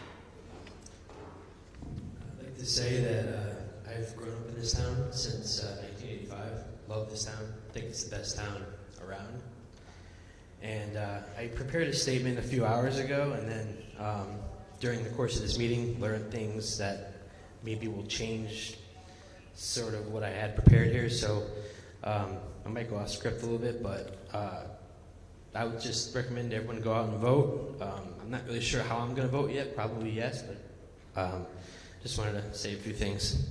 Thank you for the opportunity to speak here. I want to start off by saying that I appreciate how difficult this process truly is. No one wants to see our services cut. No one wants to see taxes go up unnecessarily. These are hard decisions, and I appreciate the work that First Selectman like Freda and others have put into trying to balance the needs of our town. I also want to take a moment to thank our police department for their great work in identifying and making an arrest related to that illegal dumping activity on Valley Service Road recently. That kind of enforcement matters, and it helps protect the quality of life in our community. I also want to recognize and thank the volunteers who have been cleaning up the litter on Universal Drive. I think their efforts are a great example of the residents stepping up and taking pride in North Haven, and it's one of the reasons why I love this town. That said, I think we need to be very clear about our priorities. On the town side, we are seeing real and growing needs. Traffic has increased, medical and fire calls have increased. Our fire department is overworked and short-staffed, and they do need more support in order to continue keeping the residents of North Haven safe and secure. Public safety is not optional. When someone calls 911, they need help to arrive quickly and effectively, and that has to be one of our highest priorities. I realize that a lot of the driving costs this year are due to health insurance costs, so really there's not a lot we can do about that, unfortunately. That's what I was going to bring up regarding the Board of Ed, but I'm not going to mention anything else right at this time. I am very proud of the quality of education that we have in this town. I believe our schools are doing very well, and I want that to continue. During fiscally difficult times, every part of the budget needs to be looked at very carefully, so hard decisions have to be made. Wanting excellent schools does not mean every increase should automatically be approved without clear justification. And we also need to think ahead because North Haven has some major school building projects coming up in the near future with new elementary schools. So these projects are going to cost a significant amount of money, and I understand that there may be long-term savings from building new facilities rather than continuing to repair the aging ones. And I expect that we'll have a full cost-benefit analysis when that time comes. Knowing that these major expenses are ahead of us, we should be even more disciplined with how we are spending our money today. So my position is public safety and public works should be prioritized and funded, while the Board of Ed should be asked to make cuts if necessary and provide clear justification for any increase. This is not about being against education. I'm certainly not. It's just about being responsible, transparent, and realistic about what our town can afford. We all want North Haven to remain a strong, safe, and desirable community, and to do that, we need to make practical choices, prioritize essential services, and ask every department to be accountable to the taxpayers. Thank you.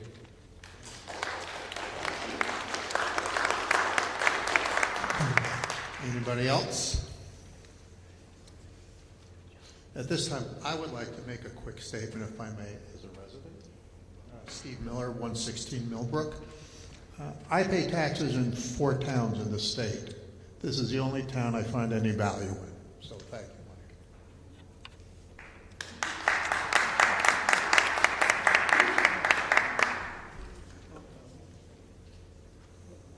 Second round. Just what? No, there is nobody else? Well, okay, come on up. One more minute. Actually, 5.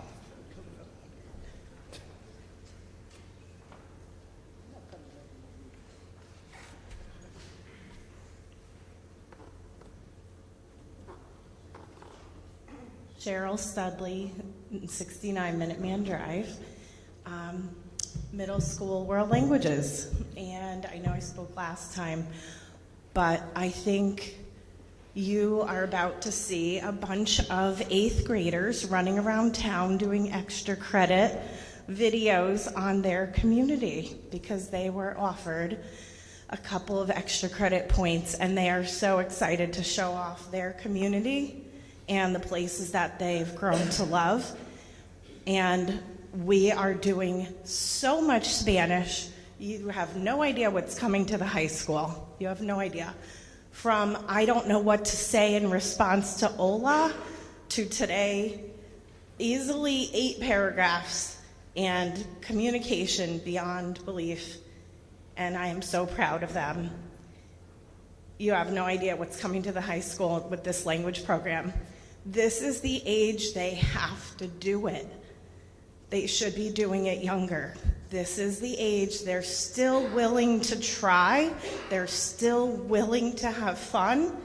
We have to keep it. Thank you.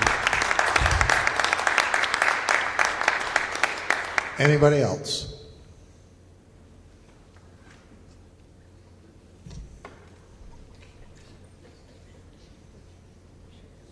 One question for Mike. Where would somebody find the budget? Is it on the town website? Because it's hard to find. It's not the town budget. So people who aren't here tonight. Excuse me, Mike. Is it on the home page? Could you come to the mic, please? No, this is for the audience of people who are trying to find it, and it's not on the home page. You have to really dig down into. It's on the main page of the town's website, and I'm town clerk, and I keep numerous copies available for members of the public that like to come in. I can hand it out to you. So when you call up the town website, it's right there? Yes, ma'am.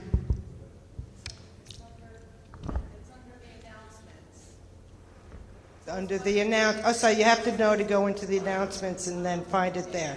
Announcements and whatever's going on, it's there. It's also on the finance department page. Okay, but you have to dig deep into that. Okay. Yes. Okay, so it's not like right there. You would think it's something right there for everybody to review, since it's a big subject. One other thing. I don't have I don't have the internet. But I remember them talking about a teacher-student ratio number. Do you have one for the school system? An average, what the average student-teacher ratio is?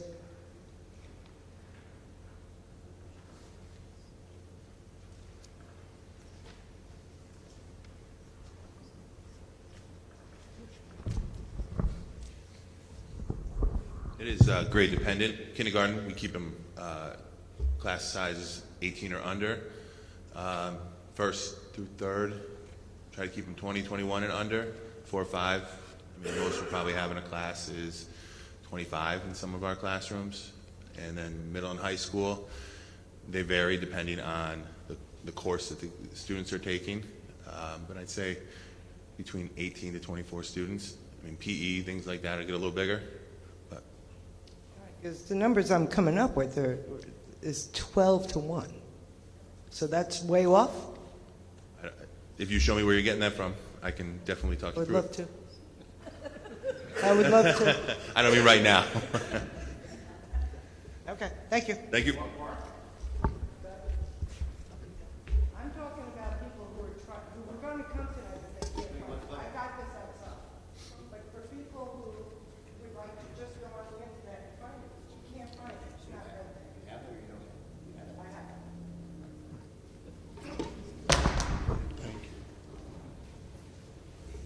Okay, since there are no other comments.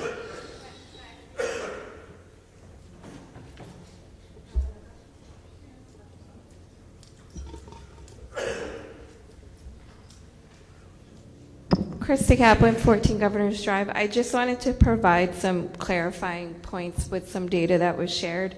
The teacher's contract is available on the town website as well. It's public.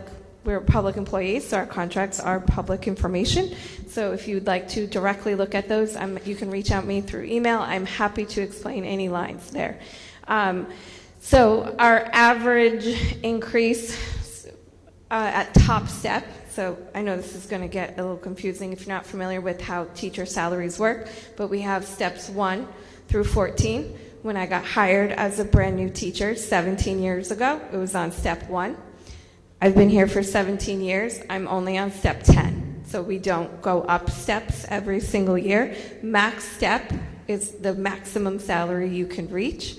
So in our current contract that we negotiated, our max step saw a 3% increase, okay, which is about $2,800 for the year. So it's not a huge increase. Our other steps only received a 1.5% increase, which is far less than that. It's about a $1,800 increase. Our insurance cost increases over the last 10 years have eaten up that 1.5% or 3% increase. I shared some of this data at previous meetings beforehand, but with the current projections that we're seeing, that $2,800 increase goes down to about $900 in a salary increase. So that's your raise, it's $900. It's because of the insurance cost. So I don't think our teachers' salaries are the driving force of this, is my point. And I think most people would agree with that, but I'm happy to explain the way that those salaries work to anybody who is interested in those data pieces. And my information's on the town website as well, so you can contact me however you would like. I just want to make sure that we're clear with where the spending is kind of coming from, because it's not the teacher salary lines that are driving this. It's not the police lines or the fire lines. It's really those rising costs in the medical and the dental that are really hindering any movement whatsoever. Thank you.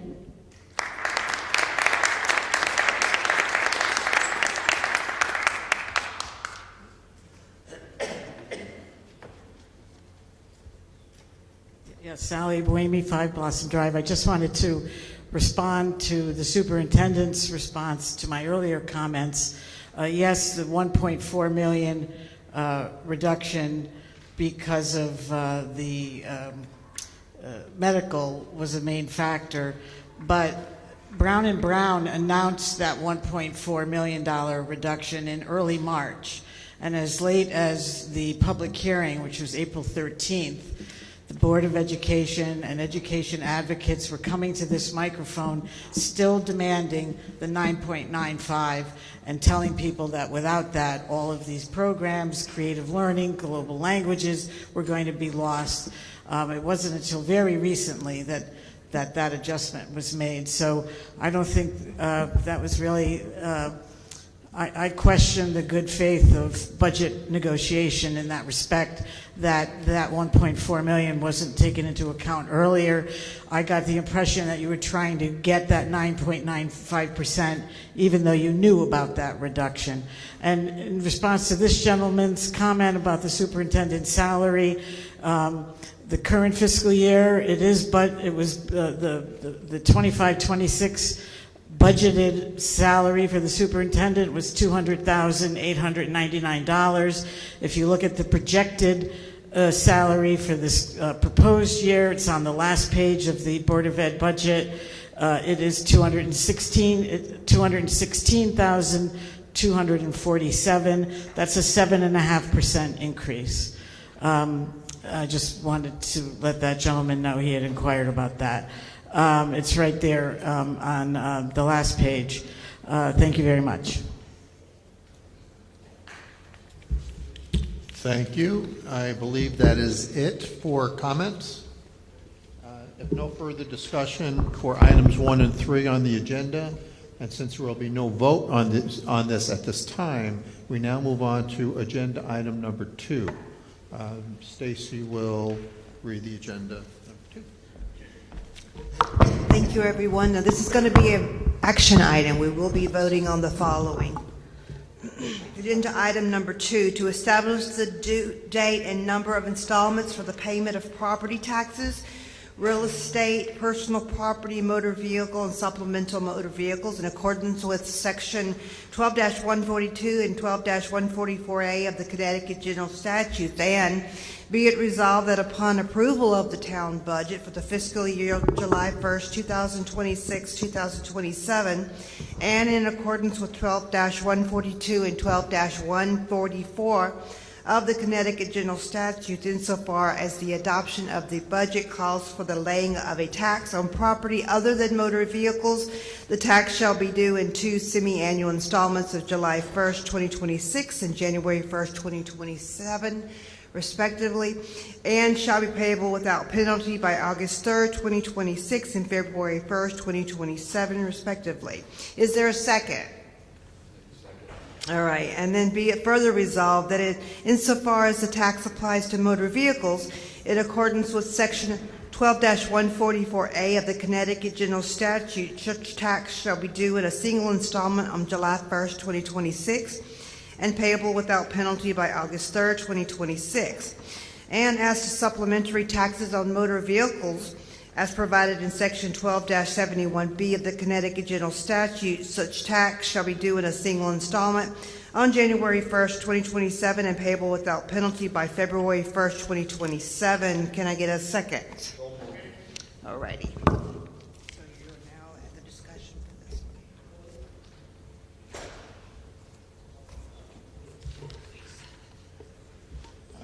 one. Is there any discussion? I'm short. Is there any discussion for item number 2 and its 2 resolutions of the agenda before we put these items to a vote?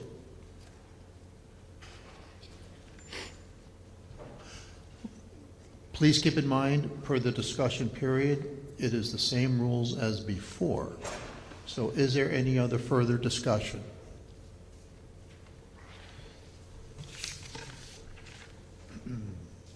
Since none, are we going to call for it? All in favor of the first resolution signify by saying aye. Aye. All opposed say nay. Motion carries. All in favor of the second resolution signify by saying aye. Aye. All opposed say nay. Motion carries. And that ends our meeting. As noted before, the vote upon the actual budget amounts will occur in referendum on Tuesday, May 19th, 2026. The minutes of this meeting, as well as the results of the budget referendum, will be reported by the town clerk as soon as possible. Being that there's no further business for this annual town budget meeting, I hereby declare this meeting adjourned. Thank you for coming.